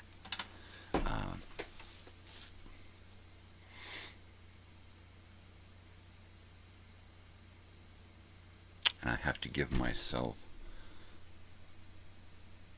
like 30 seconds of black silence in between the opening and the radio stuff going on in the background, my soundtrack, so that I can pause it and do my introduction, and then have a chance to play the guitar before I start the soundtrack in the truck and do all that. I may just turn the volume down on the background soundtrack to play the guitar, but that means that I'll be playing over the Grateful Dead and CB chatter and commercials and all that, which it'll just sound like a normal guy sitting alone. But yeah, I don't know. I'm kind of lost.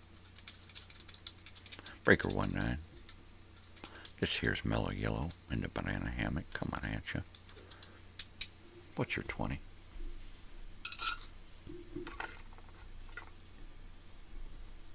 guy pen out of Galveston.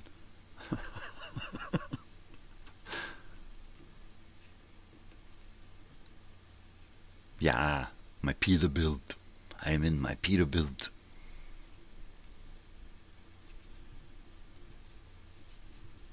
Totally. Totally.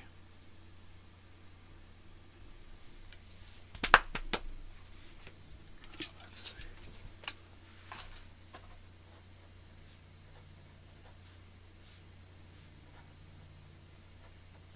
There we go. Just some ideas for Halloween under my wheels. Under my wheels. Speaking of that, I've got some Eagles, and I thought that maybe it would be good to open it up with an Eagles song, right? What's that?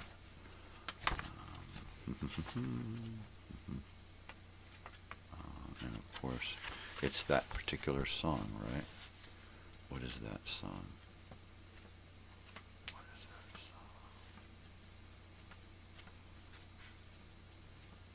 song? Oh, I know what it is. Take It Easy. That's it. That's what it is. A New Kid in Town. Where is Take It Easy? I don't remember where the fuck it is. It hides. It just hides. So what the hell's going on out there? Yeah, under my wheels. Is this a song? Is this a band? What is it? Is this a suggestion? You get to run me over? What does it mean? What does it mean? Take it to the limit? No, I need to take it easy. Well, it should be right next to that because it starts with take. But no, this is all just messed up here. Just messed the fuck up. New Kid in Town. There we go. That's one of my favorite songs. Right? I can't take it easy. I cannot find Take It Easy. I find everything else but Take It Easy. It can't be right here in the beginning, right? Desperado, trying again. Alright, I'm gonna give up here, last resort. I wish. Take it. No, that's it. I'm done looking. Welcome to my nightmare. Yeah, that's what I say every morning when I wake up, right? Oh, welcome to my nightmare. Oh, yeah. The pain. If it wasn't for the pain, it would be a beautiful day. But it's just always about pain. It's always about pain. But that's okay, I'm used to it. I hate to say that, but I'm used to it. I'm used to being in pain and feeling miserable. You know? All I can do is just stay loaded. Kenny Bunkport, that's it. What did we talk about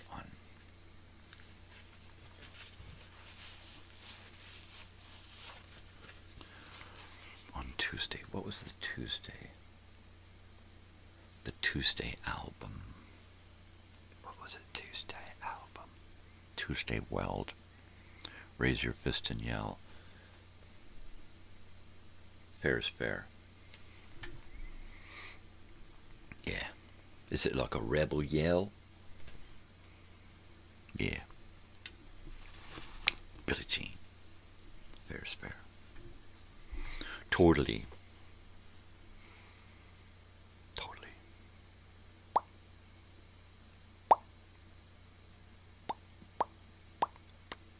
I contemplated putting my teeth and my dentures in this morning, but it was, I decided it was best that I didn't, so that I could wear them late tonight, because I probably will be on late tonight. Was it one that Joey picked? I don't think so. Joey hasn't been here all week. He hasn't been feeling above board, so under the weather. He just hasn't been feeling good, so he's taking it easy, taking a break. No, it was probably one that you picked or somebody picked a band.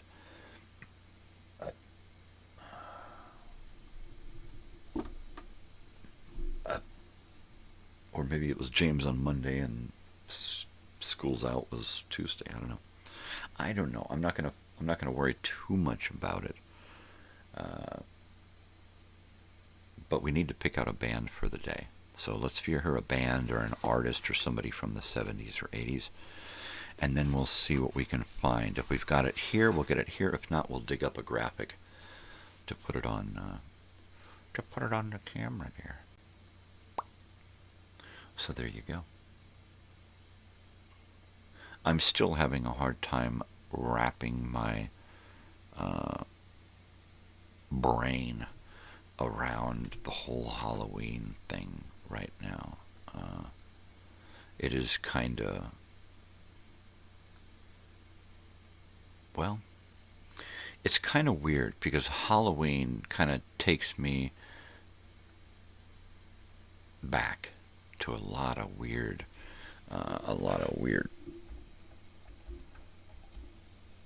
periods in my life. Mm-hmm. Yes.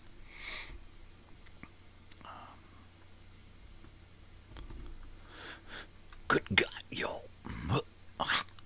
James Brown. We were talking about James Brown. I saw James Brown in 1977. 1977. What was he doing in 1977? He had done an album in 74 and then went to jail, went to prison, and then really didn't do anything after that until like 1980, I think. So, yeah. Get up off of that thing.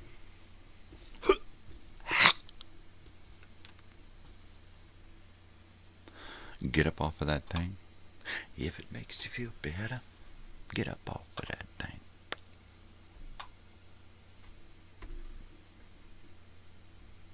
Yeah, baby. There we go. We'll get Soul on Top. 1970. James Brown. Brames John. Baby. Get up off of that thing. Yeah, baby. There it is, right there.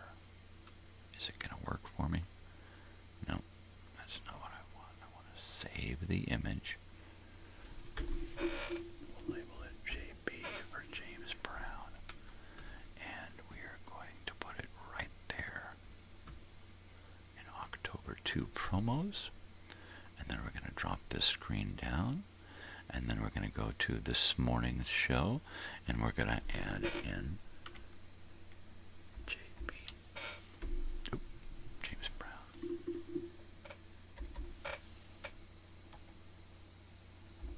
There we go.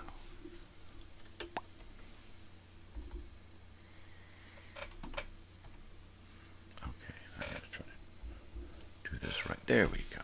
I'm just humping the bunk here, people. Pay me no mind. Hoogada daggada, hoogada daggada. Was it the Kiss album? It wasn't Supertramp Paris, right? That was last week. Was it Kiss? No? I know, maybe it was something we were talking about right then. I think Kiss was the week before because of Ace, right? What do we got here? Yeah, Kiss was Ace way back last week. Paris, Supertramp, Pink Floyd, Sha-Na Na, Queen, and Yes.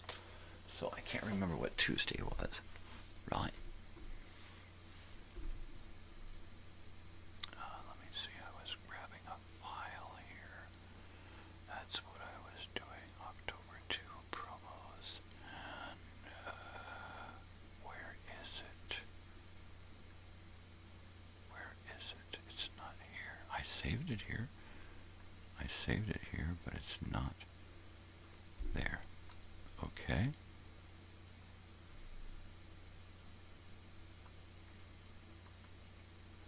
it's not there either. Well, there you go. I swear, I just saved it, and it was there a minute ago. Open file. Oh, it's a Chitiffy thingy. That's why it wouldn't save. I thought it was a JPEG, and it wasn't.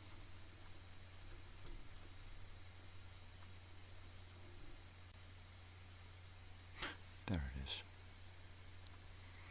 Alright, let me try that then. Kiss Meets the Phantom. Ah, see, that was the movie we were talking about a while back. Yesterday, the day before or something. Right? I remember that. I totally remember. I remember.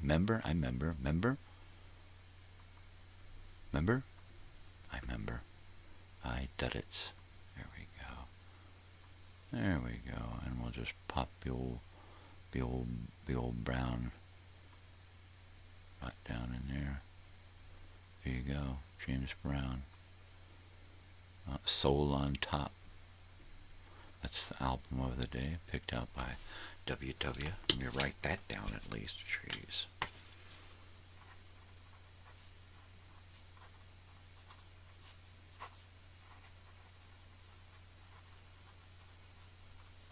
There we go. I'd have to look at the show. But it's not like I just put it out there at the beginning of the show. It'd be like I'd have to go through the show forever to see what finally popped up somewhere. It'll come to me eventually. Like in 3 years when I play the album. It's like, oh, this is that album that I put that day that I forgot was the... Shut up, fool. Shut the hell up. Okay, I will. I'll stop it now. Stop it now, stop it now, stop it. I gotta do, yeah, I gotta do something, man. I gotta do something. Kiss Meets the Phantom of the Park. I got my candy right. No, I didn't. My daughter and I looked at candy when we went last night. Check this out, last night.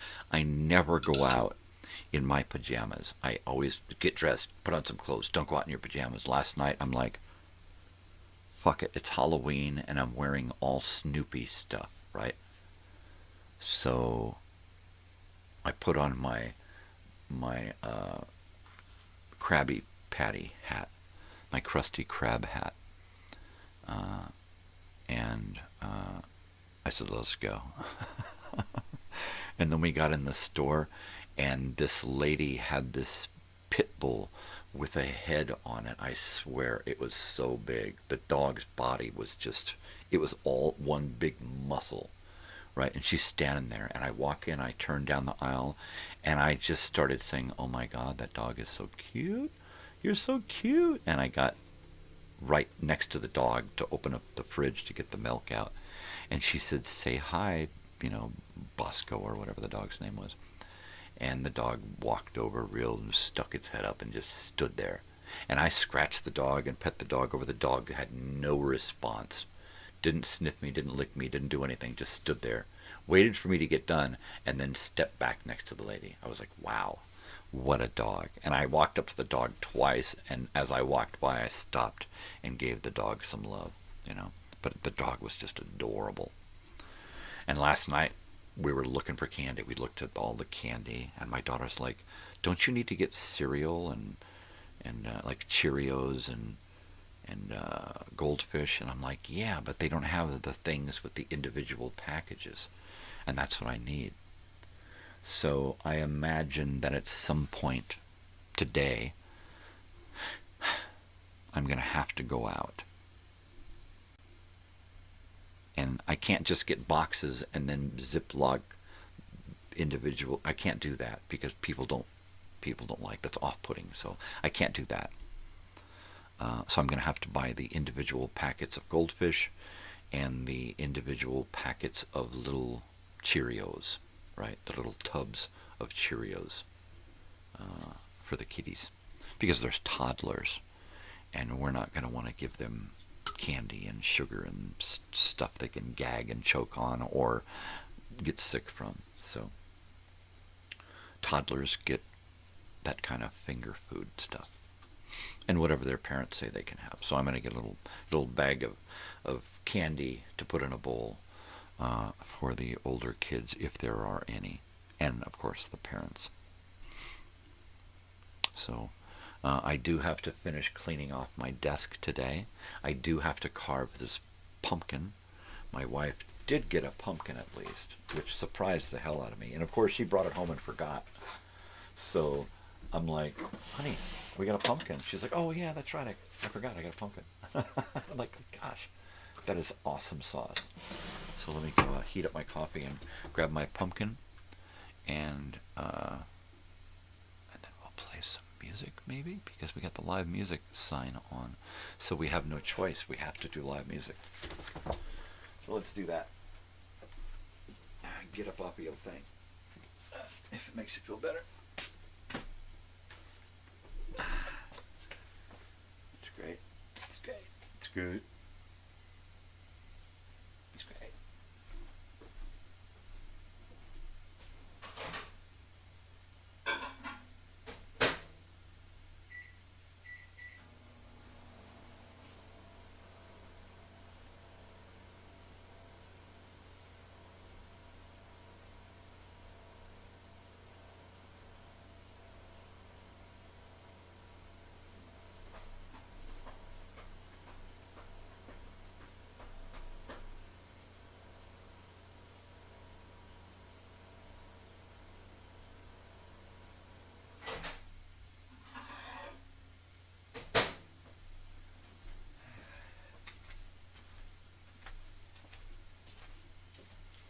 So I've been compiling a list of stuff I need to do before tonight's show, and it's almost a whole page of crap I need to do before tonight's show in order to be ready.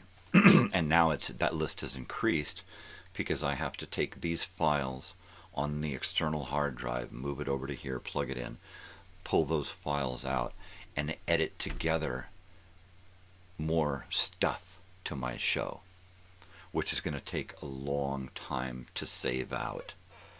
And I'm probably going to have to do a reboot on my computer and reinstall my graphics software so that everything runs good. I'm going to have to reinstall all of my stuff over here and do a full reboot in order to make sure that my graphics don't start to go wonky from my sound, which just happens. I don't know. I don't understand it. I don't even want to try to understand it. I just know what will usually fix it. So there you go. The Worlds of Robert Heinlein. Totally. I am really going to have to try to organize this place. This is just hell up in here, right? Here's my pumpkin. No, at least I got a pumpkin.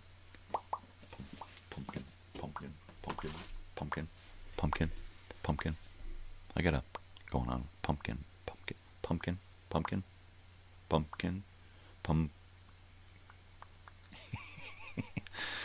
That's just too much. Okay. That's totally too much, exactly. All right. Cheers. All right, at least it's hot. It's not very good, but at least it's hot. Totally bitchin', dude. Fucking awesome, man. Gnarly to the max. It's most excellent. Sweet. It is totally, yeah, I'm gonna book it up the street and go hang with my homies.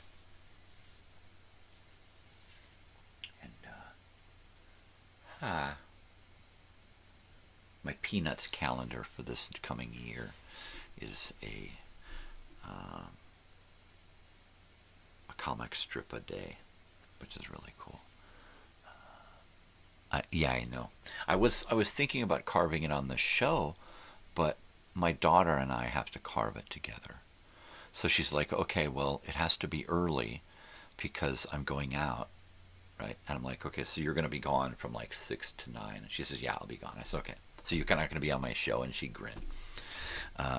But me and Mom and Natalie will get together this evening, or no, this afternoon. After she gets up and has something to eat, we'll sit down and we'll figure it out. I said, let's just make it go with big eyes, and she says, that's just 3 circles.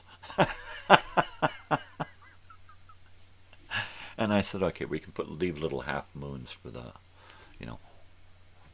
pupils there. And my mom used to carve our pumpkins in the jack-o'-lanterns on Halloween. Yeah, we used to do it all the time, right? Sit on the floor with newspapers, and then Mom would take the seeds and bake them, roast them up. But we haven't done it in several years since my daughter got into junior high and high school and then college and university. It's like, yeah. So now that we're older, she loves to do that kind of stuff now. So we're gonna carve the pumpkin this afternoon, and so that it's ready to put out on the porch with some cobwebs and stuff around it.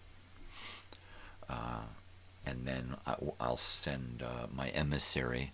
I'll send my wife over, or I'll take my wife with me, and we'll go over and we'll introduce ourselves to the couple on the end that have a toddler, and let them know to come by at this time, and trick or treat. So there you go. And then I'm still up in the air if we're going to do the hot dog barbecue thing this Sunday, or what. I don't know. I imagine that we should probably try to get the community together, because the whole SNAP food thing with the shutdown is really affecting a lot of people locally. So maybe we can get together and decide, okay, look, here's where the food drives are, and they're beefing their stuff up because of the necessity. So let's get together and go down there as groups and get enough stuff to take care of everyone in the park for a couple of weeks, right? So that's cool. Yeah. I mean, I know a lot of people, shut-ins and stuff, people on fixed incomes, people with, very little money to actually buy food without their EBT cards. So my phone is telling me to wake up Mom. I know she has to. Does she have to get up? I don't know. I'm just going to wait, because she didn't mention it to me. And if she does, it's probably not going to be too early. So I didn't get any candy yet. I didn't. I've got to go out today and get candy. My wife, if she goes out, I'm going to ask her, look, get some candy and some Cheerios and some Goldfish. And just, or I may have to go out. But I'm thinking I'm probably not going to get much of a nap today, because of the amount of stuff that I have to do to get ready for tonight's show. So I'm going to probably get done relatively early on this morning's show, no later than 8. And then from there, yank this hard drive, put it over here, deal with all of my show background, that kind of stuff, get that done, and start it saving so I could unplug it and get it back over here for the show. I've got to clean up my desk and get it ready to look like my dashboard of the truck, and then dress it, and then I have to dress the backdrop so that it looks like the dark interior of the cab of a truck. I'm assuming we're going to get a bag of chocolates, because I don't like to get candy that I can't eat the rest of when nobody shows up, right? So we're probably going to get one of those multi-packs of little Hershey's bars and Crackle and with and without nuts and that kind of crap. and then the cereal and crackers for the toddlers. So that's that. I don't, ooh, blanket. I guess I'll do that.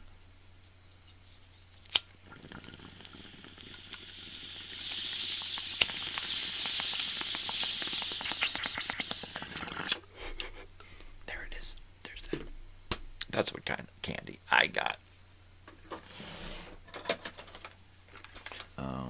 Hazy Halo is what I'm going to be enjoying this evening on the show. And you know what's going to happen on the show?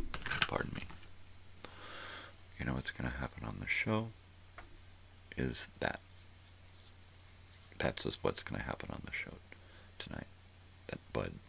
Me and that bud. And 3 hours of being silly. Good morning, Lucy. How you doing, baby? We're just chilling out, talking about what's going on for this evening. I've got a lot of work to do to get ready for it, so I'm going to probably be around until about, I don't know, 8 o'clock this morning, my time. So another hour and a half. I'll be here for another. It's a great bud. This stuff is, it's a sativa, and it's really stony. Really, really stony. So this evening, I'm going to roll a little joint, and I'm going to use my little pipe so I can do a whole different kind of buzz thing, right? Because that'll be fun. So I'm going to do that. Cheers. Good morning. Happy Halloween. Dubs and Lucy, the album of the day is James Brown, Soul on the Top, or Soul on Top. So there you go. Get up off of that thing, if it makes you feel better. Totally. I was just looking in my Halloween file from last year and found a great intro to use for this year. And some spooky Halloween night video stuff. So I'm gonna reuse that stuff and put together some more stuff for this evening. In case I go long, I'm gonna be getting into the midnight hours this evening on the East Coast. So on the East Coast I'll be 9 to midnight. And so if I go long, it'll be an after midnight show. So it should be kind of weird. I've never done, well, maybe I have done a late show. Yeah, I think I maybe have done a late show before, but just once. Pardon me. Got my pumpkin, got my costume. The set is got to be decorated, but I should be able to pull it off this morning. I've got to print out a whole bunch of stuff. I've decided that I'm going to print, just in case I need it, I'm going to print out a bunch of pages of CB lingo, and I'm going to print out the words to Convoy. Hey, this is a rubber ducky. I'm going to have to watch Thriller today. I was just talking about Thriller with my wife last night. We were looking at the trailer for American Werewolf in London, and I said, "Oh, you know, right after this, he did the the Thriller video, because Michael Jackson was like totally into that. He thought it was real. I mean, he was really a kook. He would think that a lot of stuff was real, and he found out, oh my gosh, it's not a real werewolf." Who did that? I went him. Yeah. I like the whole video. If you watch the whole video, I remember when that video came to MTV, all of the hype, all of the build-up, the countdown, and then here it is, Michael Jackson's Thriller video, and it was like 20 minutes long. It was like a little mini movie, Vincent Price and all of the zombies and the big dance sequence that's bigger and crazier, and all of the drama and the scariness, and it's just fucking great. Your brother was a diesel mechanic. Wow, that is cool. That is cool. A trucker, feller trucker. Grease monkey.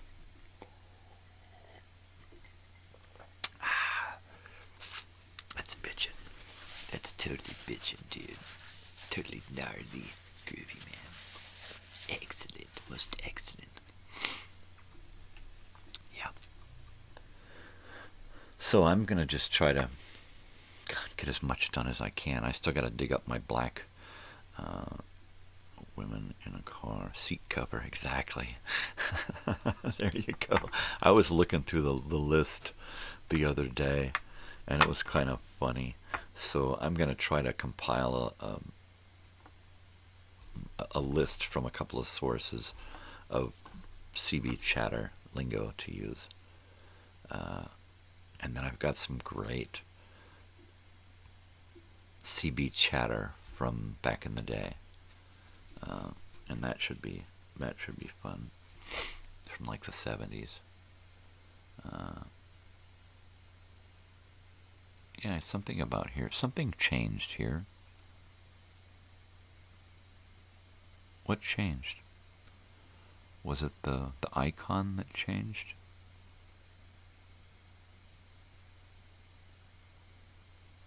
Yeah. Because it's different somehow. It boggles the mind. Because I don't remember what was what. Right?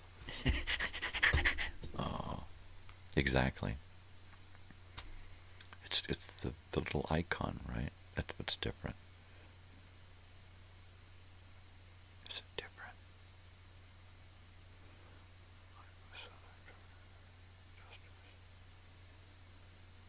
Long coat.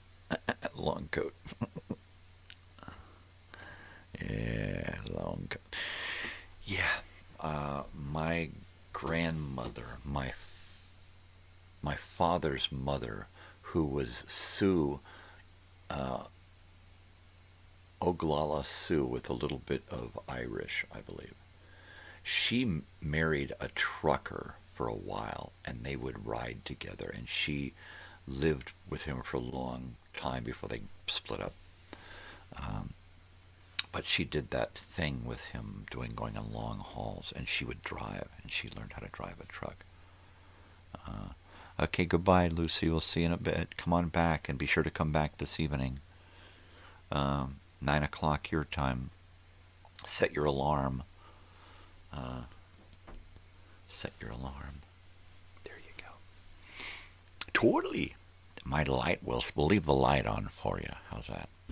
We'll leave the light on for you. Totally. Totally. That's Motel 6. We'll leave the light on for you. I will.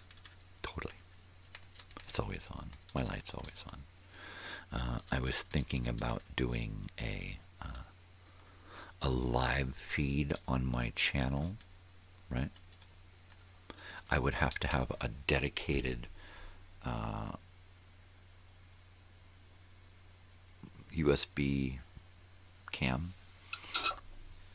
webcam. I would have to have a dedicated camera and a dedicated 10-4, good buddy. Catch you on a flip-flop. Martin Mull, nice. I'll Martin Mull it over. But I would have to have it like a dedicated Chromebook set up live with its own backup power, have backup power to the modem, and have that on all the time, aimed at probably east. It would be pointing east because that's where the sun rises. So I would use it every morning, right? Split it and use it for the one, but also use it for the, and then, no more and then.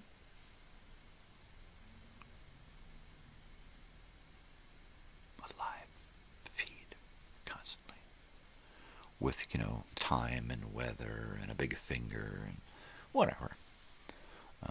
Over and out. Over and out. So yeah, I've got a list compiled here of stuff I need to do. I need to get my tall glass. It's a big Pyrex, not Pyrex, but one of those old plastic tumbler cups. It's really awesome. And I've got a set of those. So I'm going to get one of those, fill it with ice and lemonade, have it here. I'm going to get my In-N-Out stuff and have that here because I will have just eaten In-N-Out, right, in the truck. My printouts of all of my Halloween music, CB lingo. I'm going to print out the words to the song Convoy, and I just might do a little bit of Convoy. So I'm going to work on some stuff. I got a lot to do today. I got to get my dog a spot in here. I got to get my dashboard set up, my backdrop and the flag and the lighting and the sound and oh yeah, there's a lot of stuff going on. You know, when I was a kid. So there you go. Pencil Neck Geek. That's a good one for the show. I think I'm going to have the music, the radio in the background, all of the sound in the background, and then just be able to turn it up and down as I need it. But I've got some great 70s and 80s radio and some really old vintage commercials that are cool. And that 85 Halloween Dead show. That's like a 3-hour and 16-minute video that I have for a soundtrack. Plus I have the hour and 15 minutes of Halloween night scary video. So I can just kind of do whatever I want, however I want. I just give myself chills. Right? Oh man, I swear I'm getting to the point where I know I won't smoke one, but I just feel like I want a cigarette. I just really do.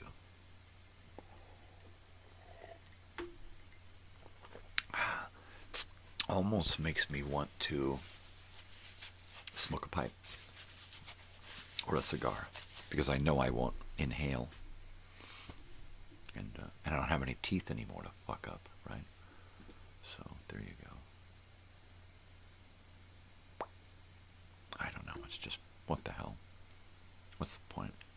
I got one vice, and that's all I need. I love my vice, so there you have it.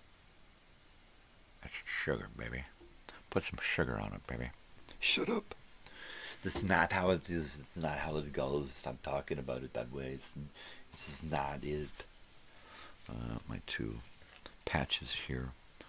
One says, "Love is the answer." And this one says, well, black is beautiful.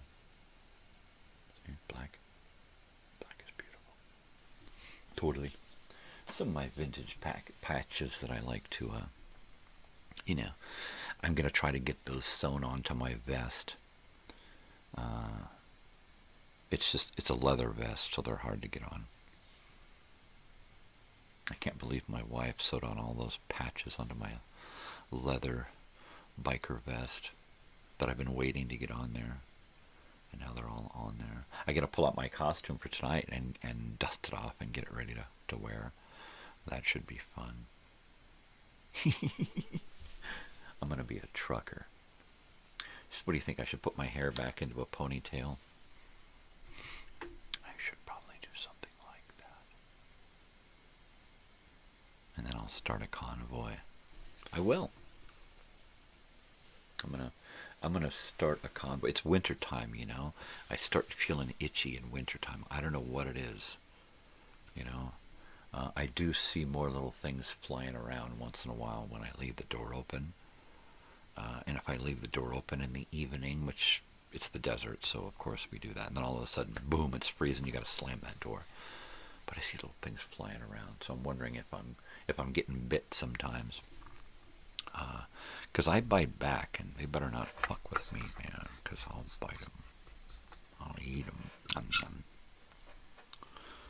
Bugs. It's a good source of protein. Totally. I can't remember what we watched last night. We watched some Dark Wind.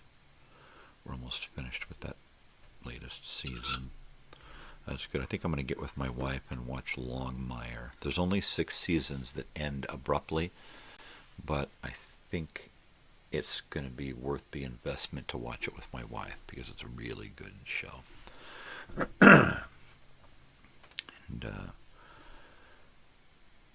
you know, I got a thing for the Native American. So there you go. Native American, Mexican American, African American. I'm just Southern California. That's kind of what we're about. You talk about a melting pot, New York and Southern California. Those are some melting pots right there. Totally. I mean, I just get melted.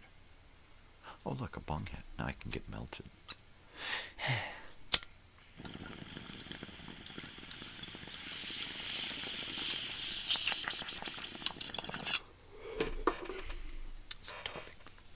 Totally.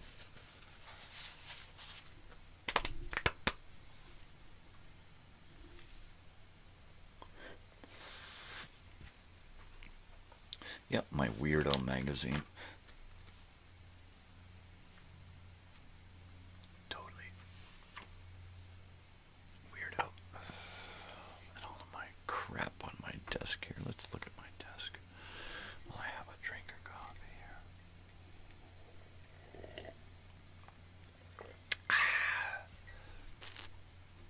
Totally, there you go. A little peek behind the scenes there. That's not what it is. Shut up.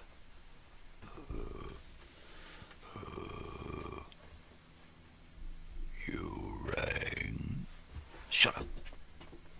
Tangerine Dream. Oh, there we go. That's some good pot, man. I smoked some Tangerine Dream, and it fucked me up, man. I was like, who the hell am I? Who the hell are you? Where the fuck am I? What's going on, man? And then I realized that I didn't smoke anything at all, and I got Alzheimer's. That was even worse, man. So I smoked some more. Oh. Oh. Tangerine Dream. Totally. Can I figure that out?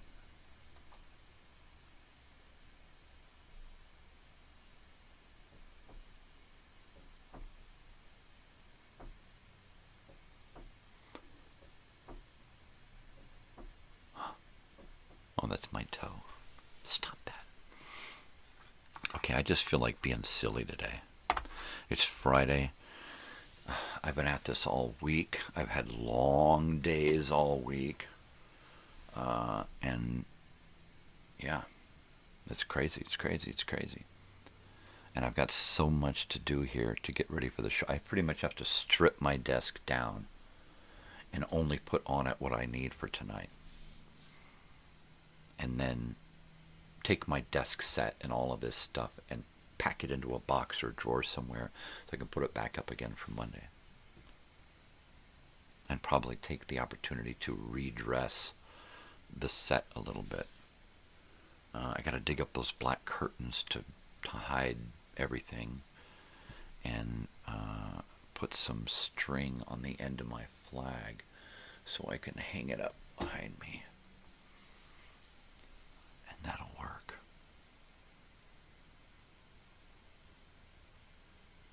Just a few subtleties should give the illusion of the interior of a truck, which is fine with me. Not going to worry about a steering wheel. Not going to worry about being in the driver's seat. I'll be parked. The dog will be sitting in the driver's seat. It'll be a rain thunderstorm, so I won't be, worrying too much about driving. I'm just going to be hanging out, listening to the radio, reading, playing the guitar, eating, doing that kind of stuff. It'll be like a, well, what will it be like? I don't know. A day in the life, right? Ride along. Come ride along with me in the truck. We ain't going to ride anywhere because it's raining. There could flash floods and shit, so we got to stop. Here's a rest stop. We're going to stay here. I'm just making it up. Stop making shit up. Yep. We're going to pretend. We're going to use our imaginations, and we're going to do lots of pretending this evening. I've sent out 75 invitations for this evening's show. And we'll see if we get any takers. I figure that most of that 75 will not show up. But some of them will, and some of the people who see the post that I tag them in, some of those people may stop by. Somebody's already said, who are you? A friend's sister. So we'll see. We'll see. Like I said, I'm not doing anything fancy. There's no giveaways.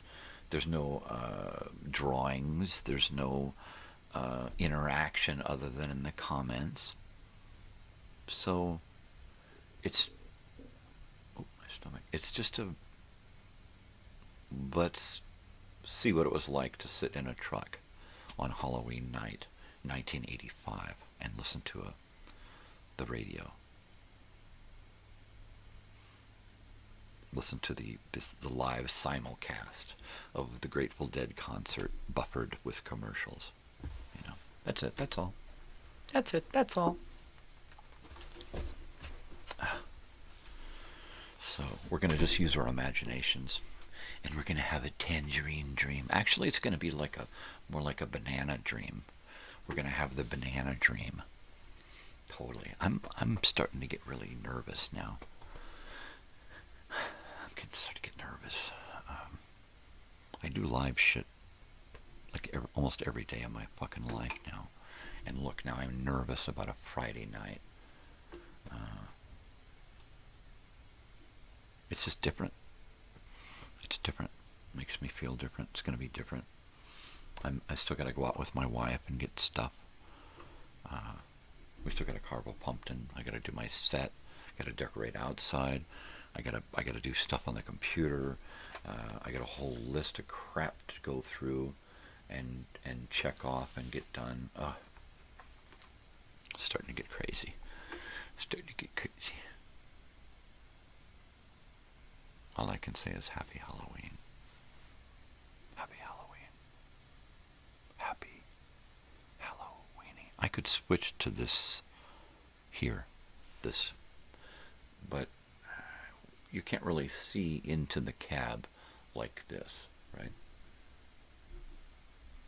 So I'm thinking I'm just going to keep it the front cab view and keep in character.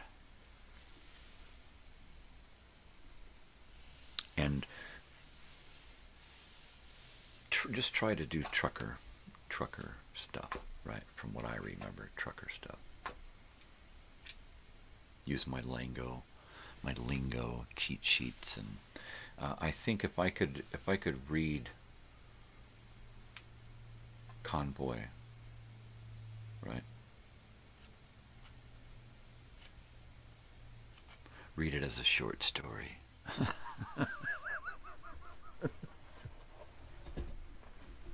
No. Read it like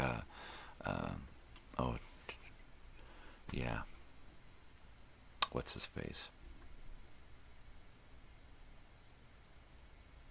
Oh. William Shatner. Doing Convoy, right? Oh, there you go. Now that's fucking hilarious right there. Smoking a cigarette, sitting on a stool, talking about Brother Ducky.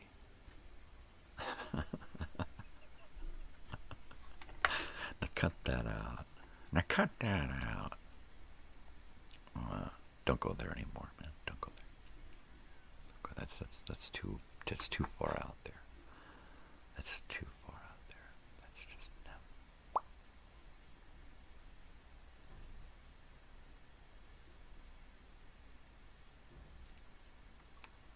Who sang Convoy?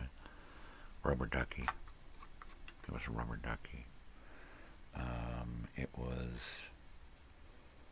C.W. McCall. If my brain is actually going to pull shit out of nowhere, I'm going to say C.W. McCall. Am I right? I don't fucking know. I would look for it, but I don't even want to. If you Google it and let me know if I'm right, C.W. McCall. I've got like 3 or 4, a half dozen albums. Let me go grab those because I'll use them as props. So let me go grab them and see if I can dig up one of my Tower Records bags. I may have packed those away somewhere.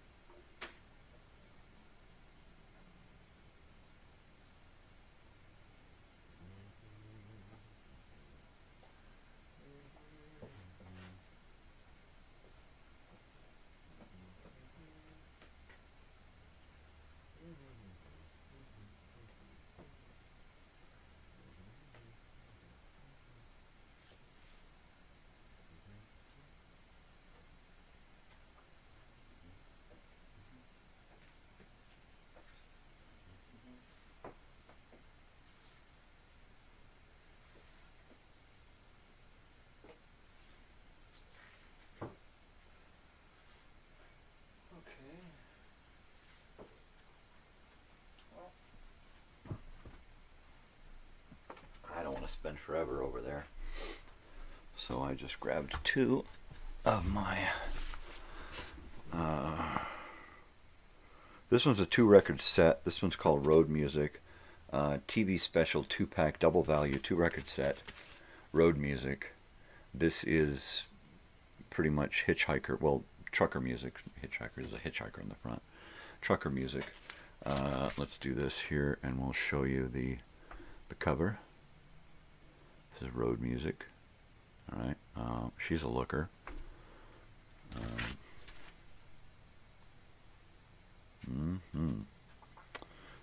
So we got Teddy Bear, Red Sylvain. Let's see, let's go 6 Days on the Road, Girl on the Billboard, Passing Zone Blues, Truck Driving Son of a Gun, Convoy, Tommy Hill Music Festival. Tommy Hill Music Festival is what it says there. Convoy here, it doesn't say. But let me open it up and see what it says on the inside about Convoy. Now, they may be like the Pickwick.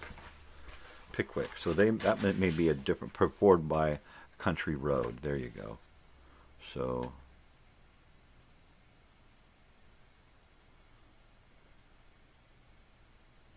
C. Davis, Fries and C. Davis are the writers, but this is performed by Pickwick. They do albums where they get this band to cover all of this music, the whole album. So that's their version here. But this one is Tommy Hill Music Festival, who does a few songs on this Road Music one. So I'm going to leave those over here because I'm probably going to need those at some point this evening. There. And try to put together some kind of weird... Yeah, that's a great cover. That's, yeah, that's Young Boy's Wet Dream cover there. Totally. There were a few covers like that were kind of like, wow. That evokes feelings in me that I can't control.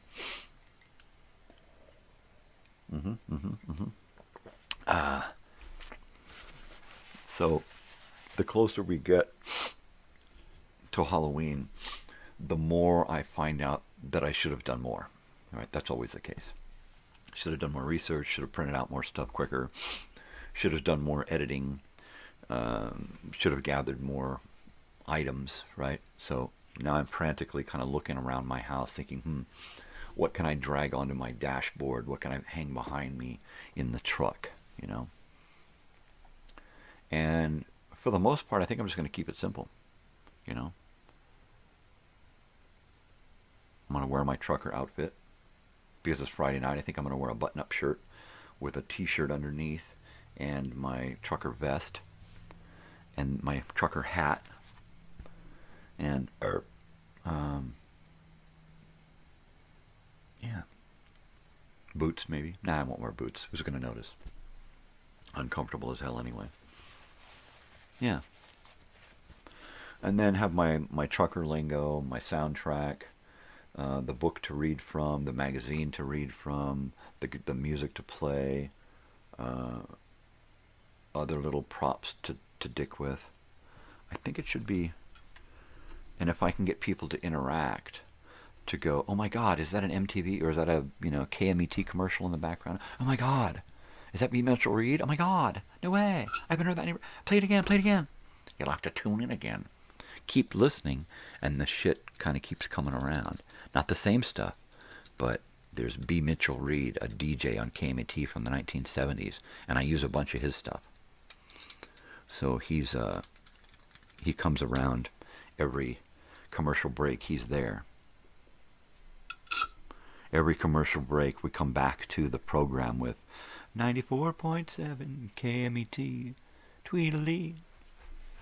And when people hear that, who are from California and remember it, they're going to start crying, right? They're going to get goosebumps. They're going to start feeling like, oh my God. I'm like, oh. So that's what I'm going for, baby. Just a little time travel trip, in my truck. Turn my truck into a time machine, and it'll be awesome. I'm going to see if I can dig up a thermos. I know I've got a thermos out somewhere. And if I could just dig that up and have that here as a prop, if it's usable, then I'll put hot coffee in it. And just try to be a trucker on a roadside break, a rest area break. Just got fast food and hanging out at a rest stop. That's what I want to do.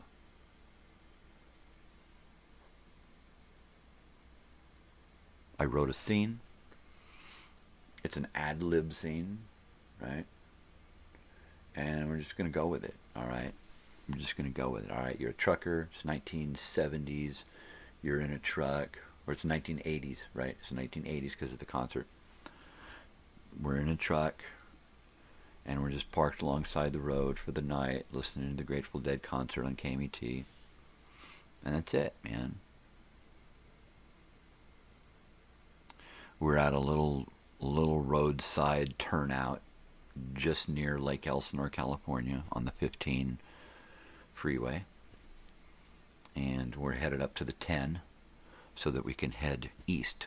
And that's it. And we got a rainstorm and decided to just pull over and have some in and out and wait out the storm and listen to the concert.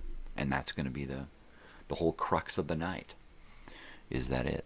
That's just it, man. That's just everything after that will just be your imagination and mine. So I think I'll wait to roll a joint, and I can roll a joint while sitting here. I like the fact that you're going to be looking through the front windows of the truck, so that you're not going to be like I won't be right up in your face like a lot of podcasts and stuff like this one here. Like I'm almost right up in your face. I try to pull back a little bit and give you more of the surroundings, so it's not so up in your face. But I've seen a lot of those podcasts where it's just somebody and it's just this on the screen, just them, right? And this is the screen, and it's like, wow, that's a bit much, You know, I can count your pores. You know, come on, pull back a little bit. So there are, you know, most of them pull back enough that you can actually see the room and the surroundings and stuff, and I like that. The history guy and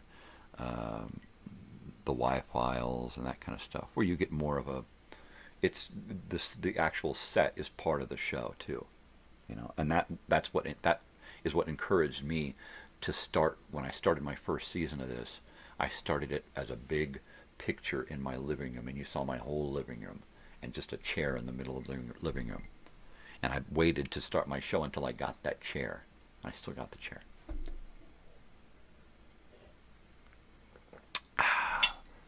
A wide enough shot so you could see the whole room, tall enough so I could stand in the shot and not cut off my head or feet. I might go back to that for portions of the next season's morning show, right? I may do a sit down on the couch portion of the show where I switch to a camera that looks at my living room, the whole living room, and gives you that shot, right? That might be nice. That might be nice. And it might suck too, so I don't know. Yeah, you suck, man. Well, yeah. Without my teeth, that's all I can eat. Stuff I can suck on. Yeah.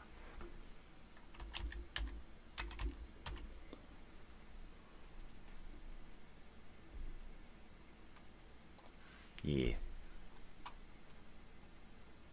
Okay, so it is C.W. McCall. The song by C.W. McCall.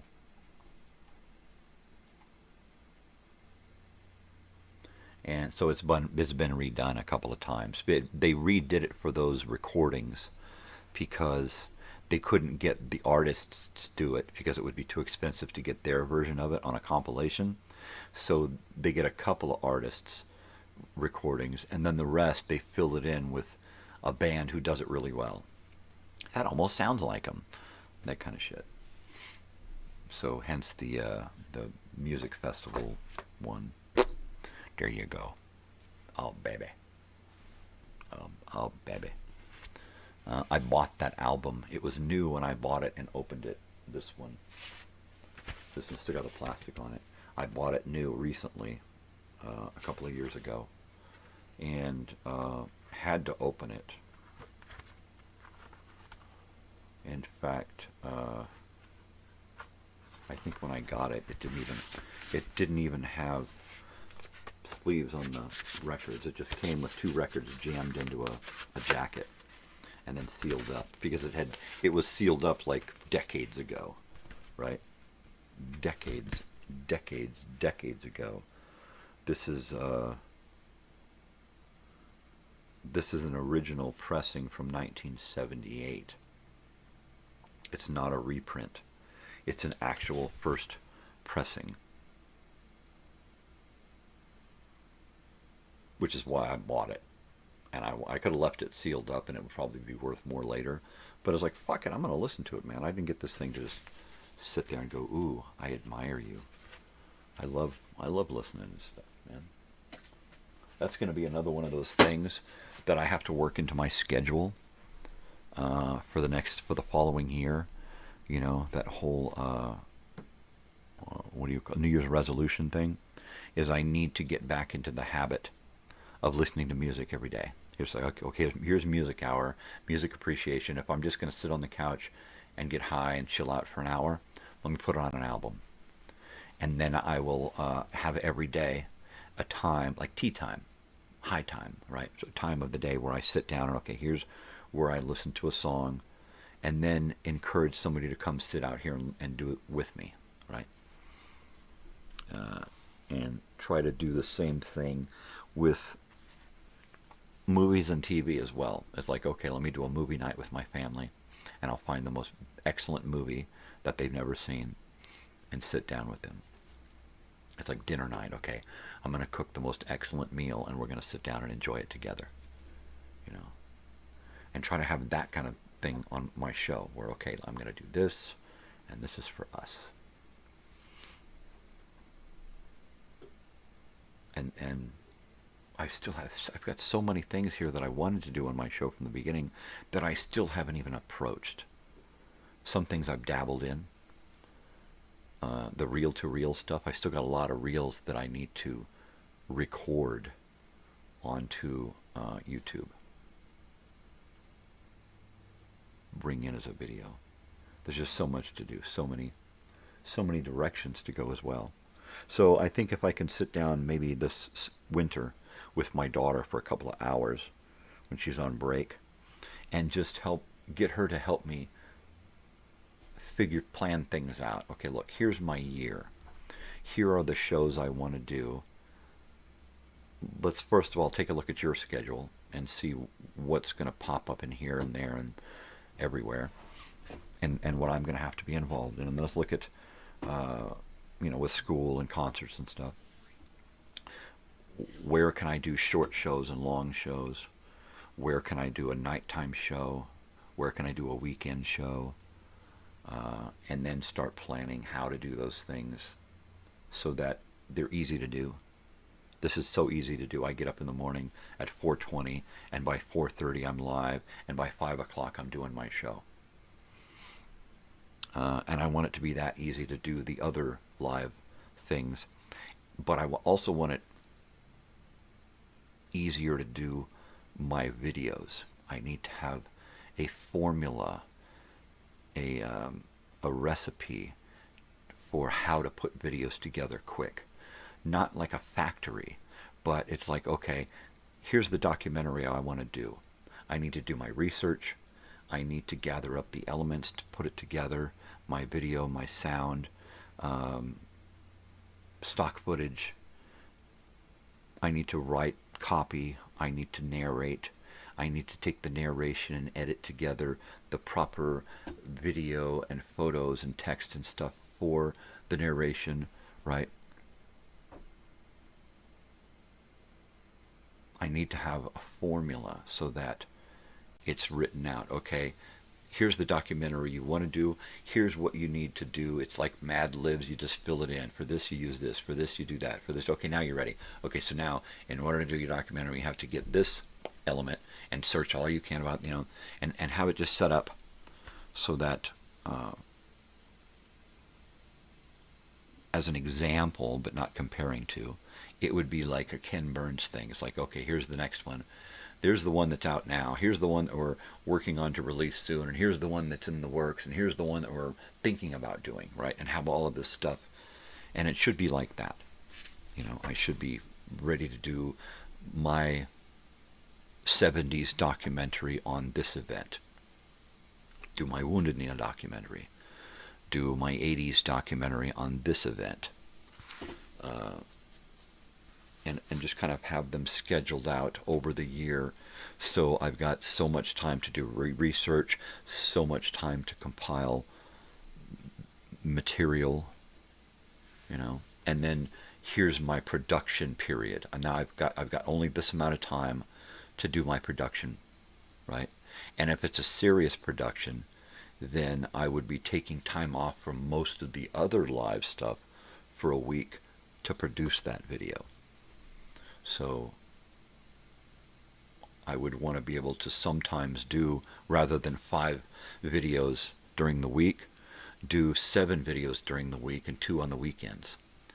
And then I've got a little buffer zone so I can take a week off from the morning show as well if I need to, and just work on a video. Get up every morning at the same time that I do my live, but just work on the video, right? Or maybe do some live shows where I'm just working on a video, the whole live show. Having a conversation like a podcast, but mainly working on the video. I need another computer so bad. I really do. I need like a bigger budget, right? That's what I need. I need a bigger budget. I'm afraid I'm never going to get there, so I just kind of work with what I got. If I could, it's been a couple of years since I've got this computer that I'm going live from here, and a couple of years since a year and a half or so since I've gotten this audio video mixer and new cameras that was all pretty cheap, but still expensive for me. I'm using my old computer here that I got right after college 10 years ago, 11, 12 years ago. So this one's still being used. I got this monitor here that I'm using for my stuff. I got this on sale at Walmart, right, for like half price. I don't know why. It works. I built this console out of a repurposed kitchen cabinet, right? But there are some things that I can't scrimp on, right? Did he say, what did he say? I can't chintz on something, you know. Sometimes you gotta, if you want to go this, you gotta have the extra budget, and I just don't. So I have to kind of work within my means to get stuff done. Another computer would be perfect. A big, powerful, strong desktop computer with like 1,000,000 terabytes or something, you know, really fast. Something that I can use to create, you know, unlimited creative abilities, right? And then probably take a course on how to use newer computer programs, right? And just go to the college, pay the tuition, take a computer class, learn how to use enough stuff that's going to get me to where I could learn that, and then get in and just learn a shitload of editing, right? Because I can find so many elements to use, borrowed sources that I could use to create a video, right? That I don't really need to go out and shoot a lot of video. I can shoot some stuff live, but most of the stuff, like Ken Burns, I can just reuse all of these other elements that are out there, stock footage and, you know, real footage of stuff. So there you go. I'm gonna go check on my wife and see if she needs to be getting up because it's kind of late. So I'll be back in a flash. Don't go nowhere. I'll be right back.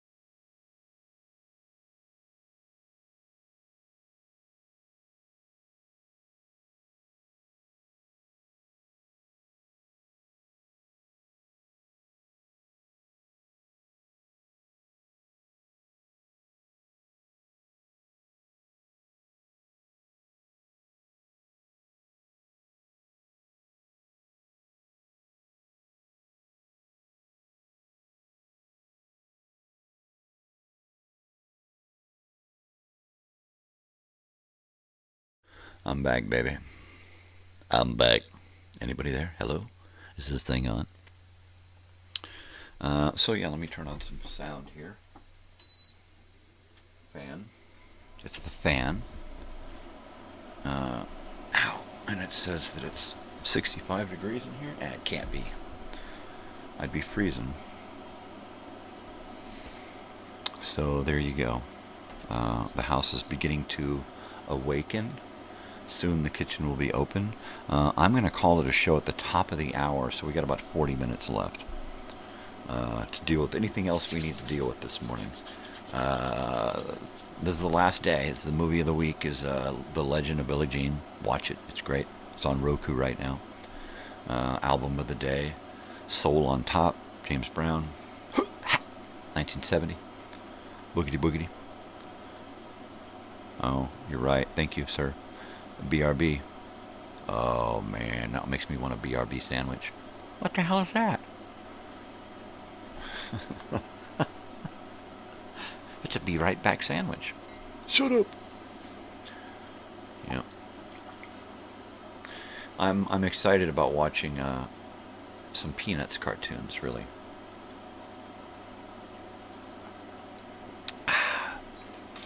I'm going to have to download a bunch and stick them onto my hard drive so I can pop them into the TV and watch them anytime. The original ones, the first ones, are the best ones. I got to buy candy. My wife is going to go out this morning, but I think I'm going to see if either I go out with her and then go out and do my thing and then pick her up, or if she's going to come get me and then we'll go out, or she's going to come home and then I'm going to go out.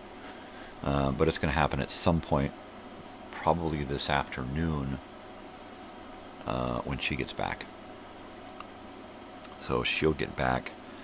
By then my daughter will be getting up and she can eat. By the time I'll be back and we can do the pumpkin.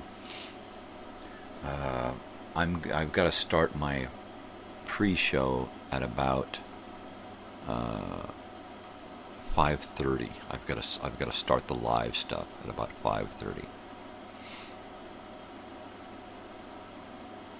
so that I can test everything. Before that, I am going to get my computer here, reinstall the graphics software, reboot the computer, and get everything done here. Do the same thing on this computer over here with the programs, so that nothing has any weird hang-ups this evening. I don't want to have any speed issues. What am I doing for Thanksgiving? I'm eating a lot of turkey.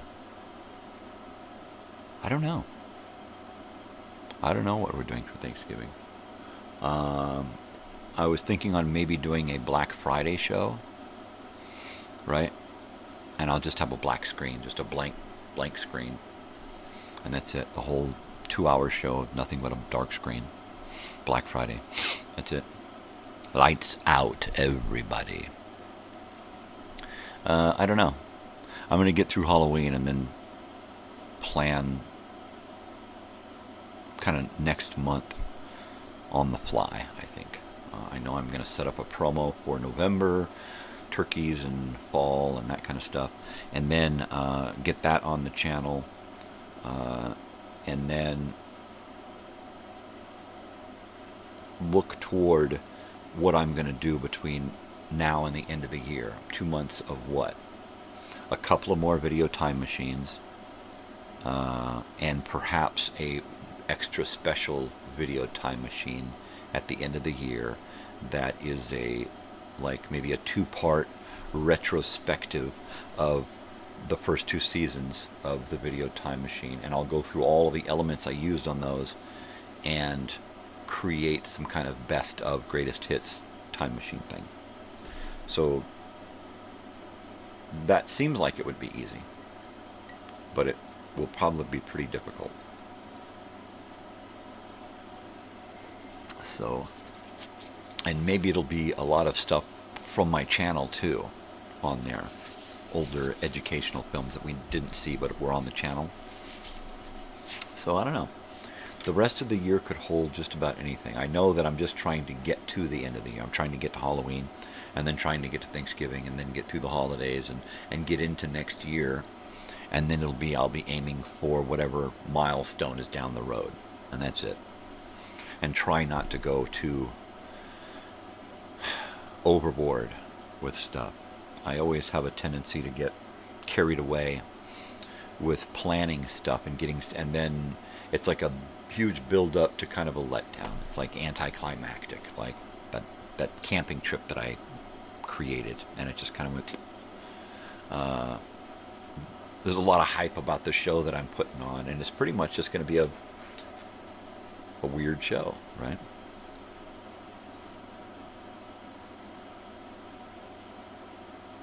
So I don't know. I'm hoping that I'll get to the point that I'll have a recipe and a formula and a little cookbook for the channel where all I have to do is sit back and program in some things, hit save, and I've got a video. And now I can air that video, and I can program a few graphics and elements, and boom, I got a live show. And try to make it happen so that I can do it on the fly, really quick and easy, but it has the professional air, the elements of the stuff that I want to totally stay weird. You gotta just stay weird, you know. So, but I do want to use more of what I got, because I got so much crap here that I can bring to the channel to share. So that has to be worked into the schedule, worked into the agenda. My routine has to include a lot of different elements that are here now. The weirder the better, right? I'd like to do a show that was more like Dr. Demento, once a week. So I'm going to bring up Nighttime Nonsense and Nostalgia. I'm going to reboot that, and I'm going to do that like twice a month, live on Friday nights. And I'm going to do a 2-hour show. And I'm just going to be bringing up music from the 20s and 30s that's fun and weird, you know. Yeah. And we'll kind of see how it plays. I just thought of a song that I need to stick into my opening stuff. So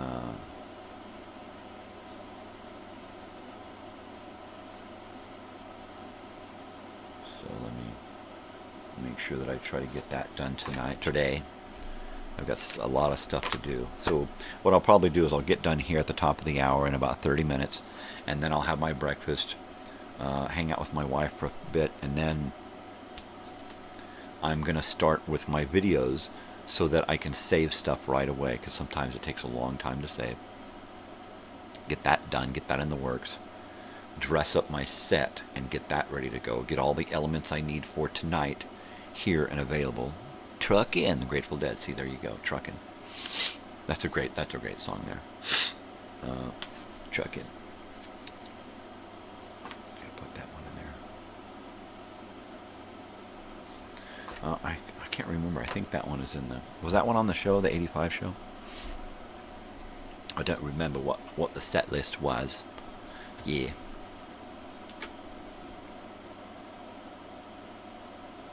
Totally. But yeah, so I just want to do stuff that's fun and easy, but has that air of professionalism, that sense of, you know, well, this is a really good show. I want to tune in to see what happens tomorrow, you know. A serialized portion of the show that continues, right? Once a week we do a read where I'm reading something that I wrote, right? Once a week we're doing new songs, once a week we're doing this, once a week we're doing that, every day we're doing this thing, you know, and have it planned out so that every day all you have to do is check off the boxes or fill in the lines. Album of the day, movie of the week, you know, all the way down the line. What's the song of today that we're learning? What's, you know, what are the songs? Here's some notes, you know, and go from a one sheet for the week to a one sheet for the week, but one sheet for a day. So I've got more room to keep track of what I'm doing, but also to plan what I'm doing. It's a lot of paperwork, but it's what I love to do. I love paperwork. I've had jobs before that were so much paperwork, you know, a lot of creativity, a lot of paperwork, a lot of planning, organizing, arranging stuff, filing. I love that kind of shit. That's my wheelhouse there, baby. So I don't have a filing cabinet anymore. I've got notebooks, binders. I keep stuff in binders, you know, and that's how I organize, in binders. Because I can just grab a binder, pull it out, and go, hey, this is that, this is this. I need more binders is what I need. More binders. Totally. I'm all bound up. I got my dog on the couch over there. He's ready for the day. My boy. Hopefully I can get him on camera tonight, sitting up here in a chair high enough so you can see him. I don't know how I'm going to be able to keep him there. If I'm in here doing this and my wife and or daughter are in the rooms watching TV, the dogs are going to want to be with them on the bed, hanging out, sleeping, laying on top of them. They very rarely like to come over here and hang out with me doing this, because they're like, what are you doing? Who are you talking to? What's going on? What is this? I get it. I'll try to get him on camera, or at least one of them on camera at some point. Well, now I'm really getting nervous. You know what I mean? You know what I mean, Vern? Breaking news. I am so nervous about this evening. We're doing a Halloween thing here. We're going to be doing a Halloween thing there, and it is kind of scary. Kind of scary. I don't want to do it. It's scaring me. You know? Yeah, oh, there it is. Boom, boom, boom, boom, boom, boom, boom, boom. Happy Halloween. Totally, man. I don't know,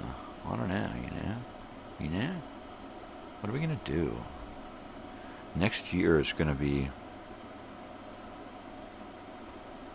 It's gonna be weird, because I'm gonna be gone so much during the day. Literally get up, do this, and take off 2 days a week. And then do stuff and come back late in the evening. Do an evening rundown. So things are going to be out of whack for like all week long. I think the best thing I can do is get the most out of that time that I'm spending in the car sitting doing nothing for an hour and a half. That's probably the best thing that I can do.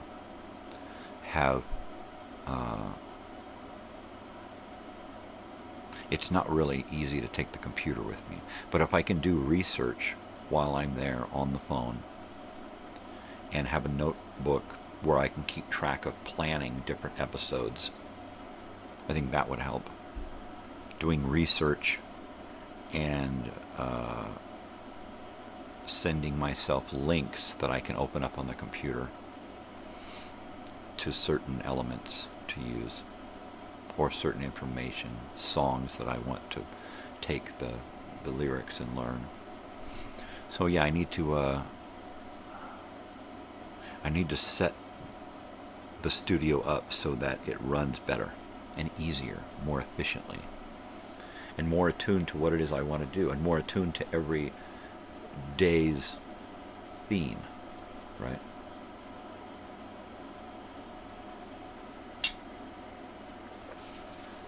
Like Throwback Thursday, it makes me think of drinking. I need to button it up.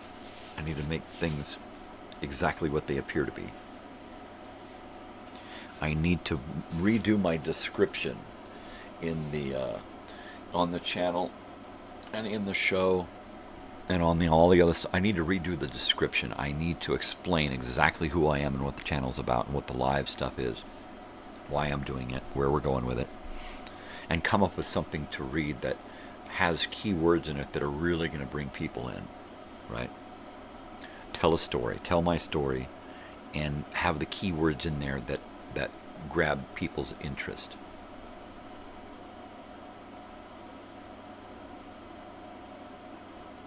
You know, the days of the week, you know, Totally Television Tuesday, live music. These things should be, you know, album of the day, you know, 1970s, 80s record of the day, movie of the week. These things should be in the description so that you know what you're getting into. You know, coffee, bong hits, and conversation, live music, stories from the past, you know, everything that really describes my channel. Maybe I can get somebody's help who watches the channel a lot to help me describe exactly what the channel is through keywords. Send keywords so that I could use those keywords to help describe the channel, build a sentence or a phrase using a keyword that people are going to go, ooh, this is this key thing that I typed in took me here. You know, if you type in video time machine, you get to me. If you know, I'm trying to give things labels that are unique enough that people aren't going to find them anywhere else. Like Crazy Old Weird Bearded Guy, there's another one out there, but he's got spaces between those words. So mine is together. So if you type it in as one word, you get me. If you type it in as separate words, you get that guy, right? Elsinore Brothers Studio, you only get me when you type that in. Elsinore Brothers Studio, you only get me. You get my little...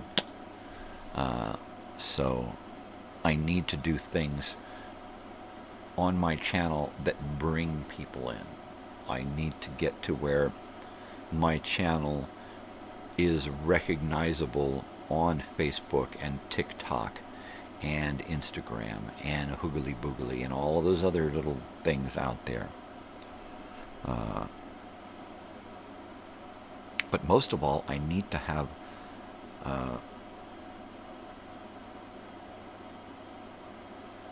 a recipe. I need to have a formula to create these things. I've got templates, my own templates in my head to create things now. The video time machines and my show and all that. But I need to expand on that. Google Boogle. Oh, did you Google Boogle? Yep. Don't do it, man. It takes you into a weird dark web thing, right? Oh, now I'm going to get AI'd. Right? Oh my gosh. 20 minutes and we're out of here. 20 minutes and we are out of here, people. Gosh, I hate to say that because I've been having such a fun week going long on all these episodes lately.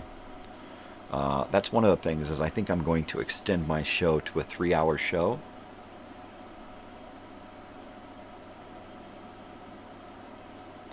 A couple of days a week. It's like, okay, the normal show is a 2-hour show. And then I got to get up and we got to leave. The days when I don't have to leave early and everybody sleeps in, then I do my long shows, right? Like Fridays. I think Fridays are going to be a long show day. See? Suze, that's kind of what I figured. I kind of figured you showed up after Susie said that she was going to kind of spread the word. So that's cool. I dig that, you know. And I like the idea that people can do that, can kind of share things around and post stuff. Like copy my promo photos that I do, my promo ads, just the image, copy that and paste it onto your own stuff and share it, you know, and that's cool too. There's so many options now to get out there and be seen and be heard, right? I'm not looking for 1 million subscribers so much as I'm looking for 1 million people interested in kind of the same stuff, you know, and that's it. Like-minded individuals willing to give it a go at, you know, saving humanity and the planet. That's it. That's all. Just a tiny little, you know, thing. Nothing big. And I think it'll just kind of grow and grow and grow. You know, people from all walks of life can show up here and just kind of hang out, you know, and realize that, my gosh, we are really all the same. You know, I got a kid. I want the kid to be healthy and smart. I want my kid to be fed good food. I don't want my family to get cancer. You know, there's so many things that make us the same. And if you look at all the things that divide us, they're things put upon us. And I think that if we can get that message across to more people, the barriers will come down. as much as people try to build walls, 10 more people will come along and knock down that wall. One guy builds a wall, 10 people knock it down. You know, and that's the way it should be. No barriers, no borders, no walls, no dividing lines.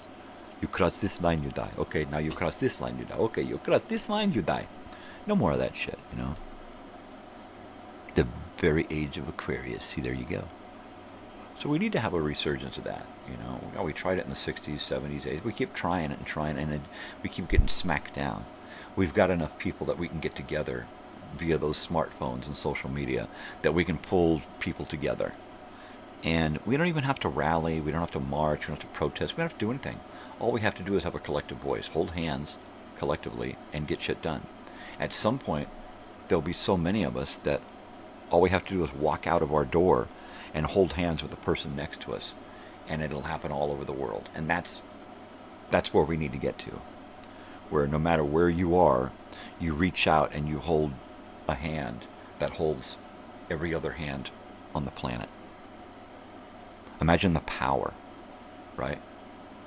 I think that the powers that be know that collectively, if we were to all chant, woo, woo, woo, all at the same time, we could push this planet around the universe. Literally, we could collectively, we could think positivity and cure the incurable, right? If everybody worked together as one energy, right? Who the fuck is this fruitcake? Cheers.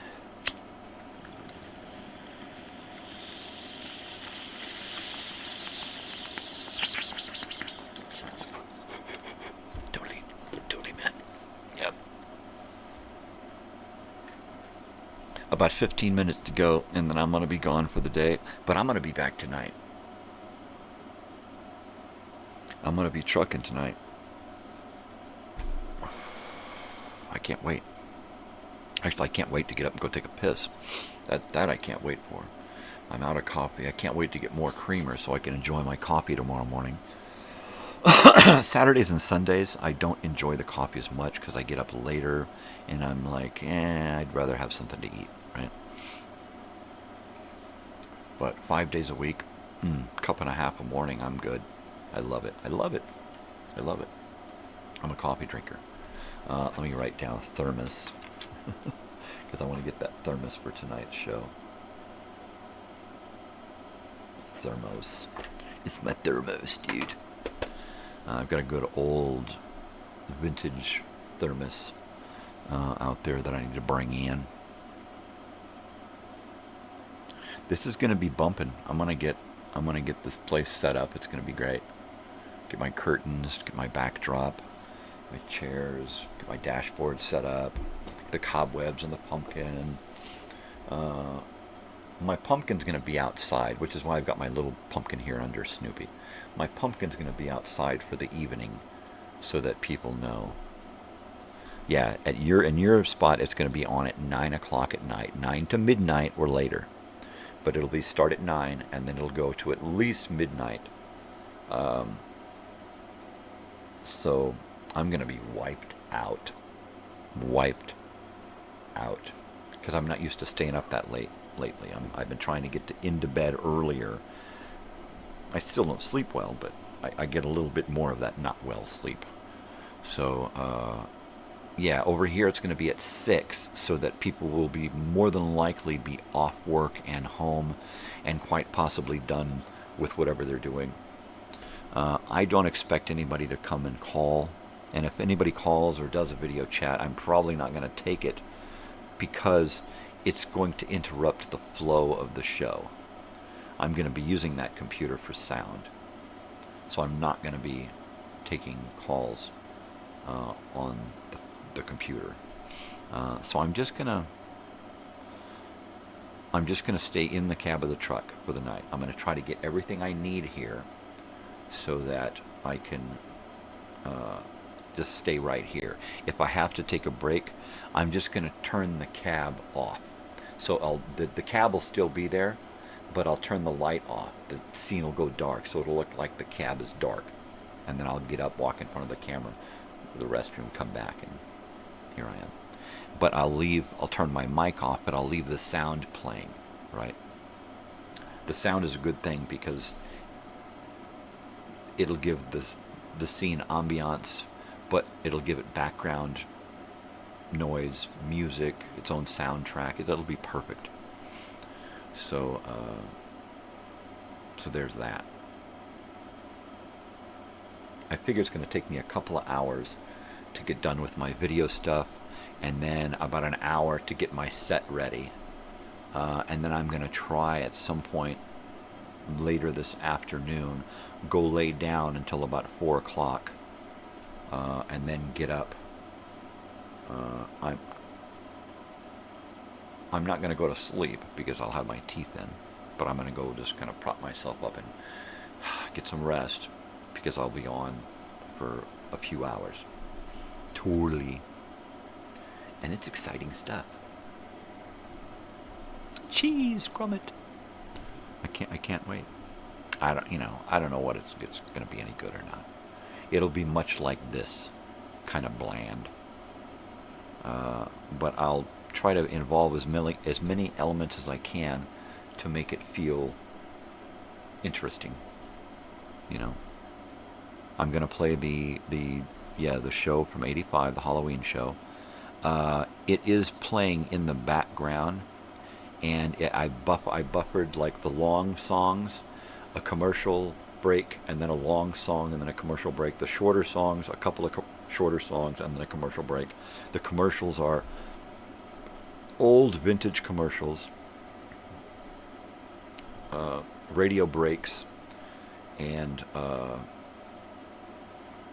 station identification, news, that kind of stuff. So it'll have those in between the songs, and then during the songs I've got CB chatter popping up. So during a song you'll hear a CB in the background talking. Every once in a while I'll turn that CB up because it sounds funny or it's interesting to listen to. So we'll listen to the show, and then at some point I'll put that show on the channel so that we can hear it in its entirety uninterrupted. But for now I'm just using it as part of the soundtrack.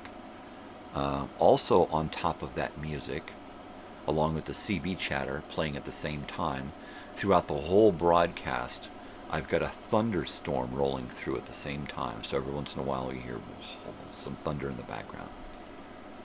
So we'll see how that plays. And it's going to kind of be played in the background. So it's not going to be in your face. It's going to be in the background.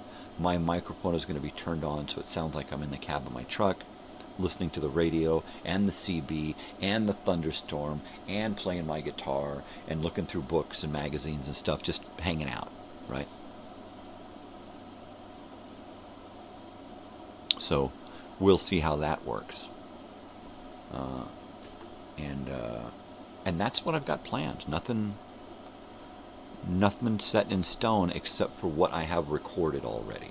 That 3 hours and 16 minutes of stuff, the Dead Show, the commercials, the news, the thunder, the CB stuff, that's set in stone. I can't change that. I'm going to add to that the opening that shows the, Elsinore Brothers Studios presents Halloween Night. I'm going to do that. I'm going to add that to it so that I can just start that, open my show with that video, and then fade to the truck and me in the truck, and that's it. And then stay there all night and play that soundtrack all night.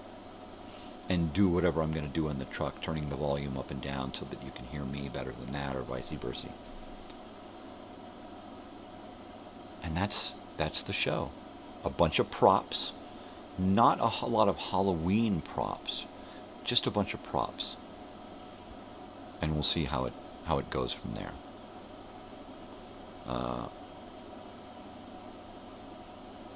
I can't really plan any more than that because I don't have any more to do, right? I've got some Halloween songs to play on the guitar if I get to that. I've got some stuff to read in a book and magazines if I get to that. I've got some Halloween stories to tell from my past if I get to that, It's whatever it feels like. The convoy thing, I'm going to hook that up and try to learn the chords, at the very least. Have the printed out so I can read it aloud on the CB, right?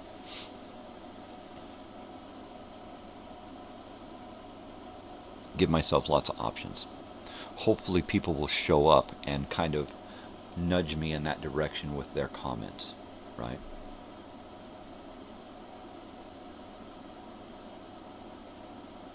Do a lot of on-air activities involving my props, right? Yeah. That's it.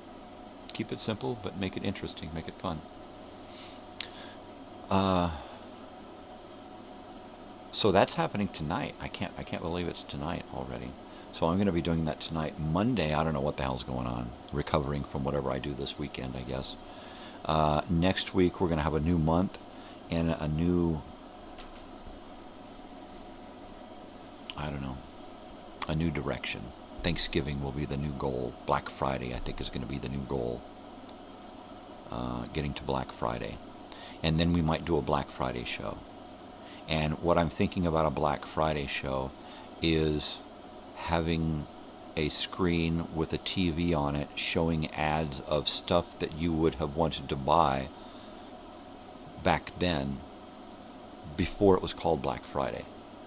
The Christmas sale, the Thanksgiving Day sale, right? That's what they used to call it, Thanksgiving Day sale, or the day after Thanksgiving sale. They used to have these weird names for Black Friday before it became Black Friday.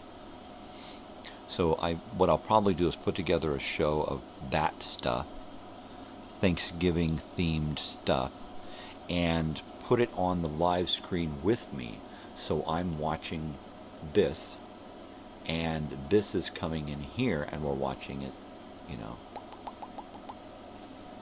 So more figuring out my programs here. Steely Dan's song Black Friday. Yeah, when Black Friday comes, man. So that's an idea. Post Thanksgiving, I could be sitting here eating turkey sandwiches on Black Friday's show. I don't know, man. I just know that I'm all about tonight. I'm all about tonight's show. Tomorrow I'm going to be all about preparing some kind of preview of what's up this month, this coming month. And I don't know what that's going to be. So it'll just be Thanksgiving, Black Friday, fall. That'll be the theme of next month.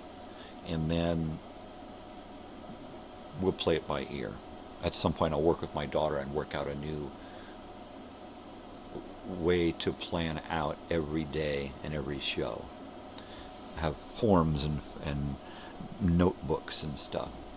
Because that's the easiest way for me to follow stuff, is to have physical representations of what I'm doing in front of me that I can check boxes and shit, and have files in my computers of things, right?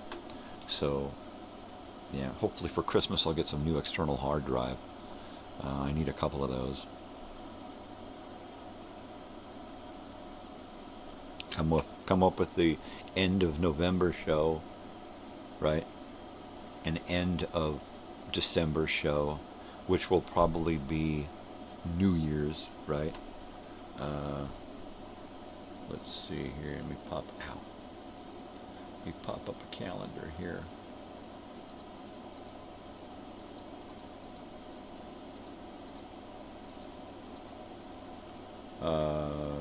Okay, so Wednesday is the 31st. So New Year's Eve is Wednesday, is on a Wednesday this year. New Year's Eve is on a Wednesday. Okay. That kind of makes it for a hinky late live show, right? I was hoping it was on a Friday and then I could just stay up late doing a Happy New Year thing in every time zone, you know. I could do that, but it's also going to make starting the new season a little hinky too, right? So I think what we'll do is we'll have to do a we'll have to do a New Year's Eve show. And then come back on New Year's Day and do a Welcome to the New Year show on Thursday and Friday, the 1st and the 2nd, right? And what I'll do is I'll put together a preview of the upcoming shows and ideas, the like fall preview. I'll put together 2 days of preview. So here's season 1 is the preview, 2 days of preview of what's going to happen this year on the channel. And that's what we're going to be talking about the first 2 days of the year. The following week we'll come back Monday and we'll start season 5 in earnest in the morning show with episode 1. And we'll just call the Thursday and Friday episodes preview episodes, right? So we'll do that. We'll start the season in earnest on that following Monday, and then that following Saturday, a week from there, we'll start weekend shows, and I think that'll be cool. But we're going to have to work on that later. It is time to end today's show. I got to get rolling. I got to get my morning off. I got to get ready for this evening, because if I don't, I'm going to feel like a boob. I'm going to feel like a boob. So I have to get it done right. All right, people, this is it. This is it. This is the end. The album of the day has been Soul on Top, James Brown. Movie of the week has been The Legend of Billie Jean. It's on Roku. Watch it. It's awesome. We'll be back next week with more stuff. It'll be bitchin'.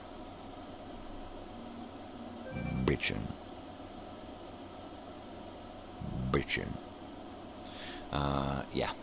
So be back tonight, because we're going to have fun.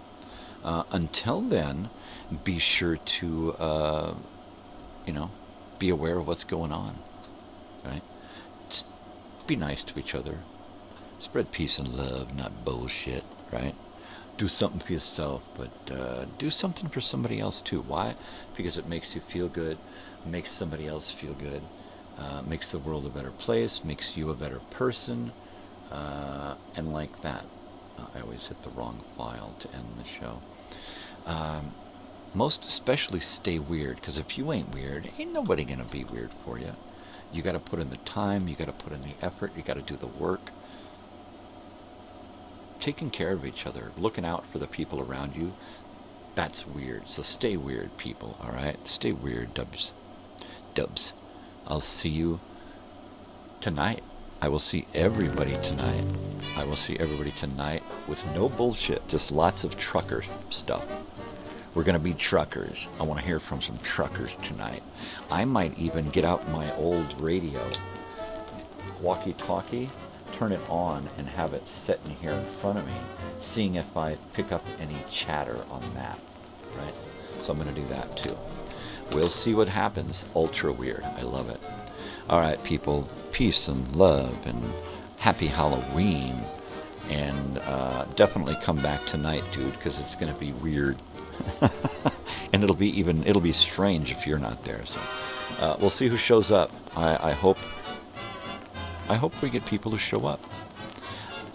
Yeah, take care of yourselves. And yeah, of course. Oh yeah, adios.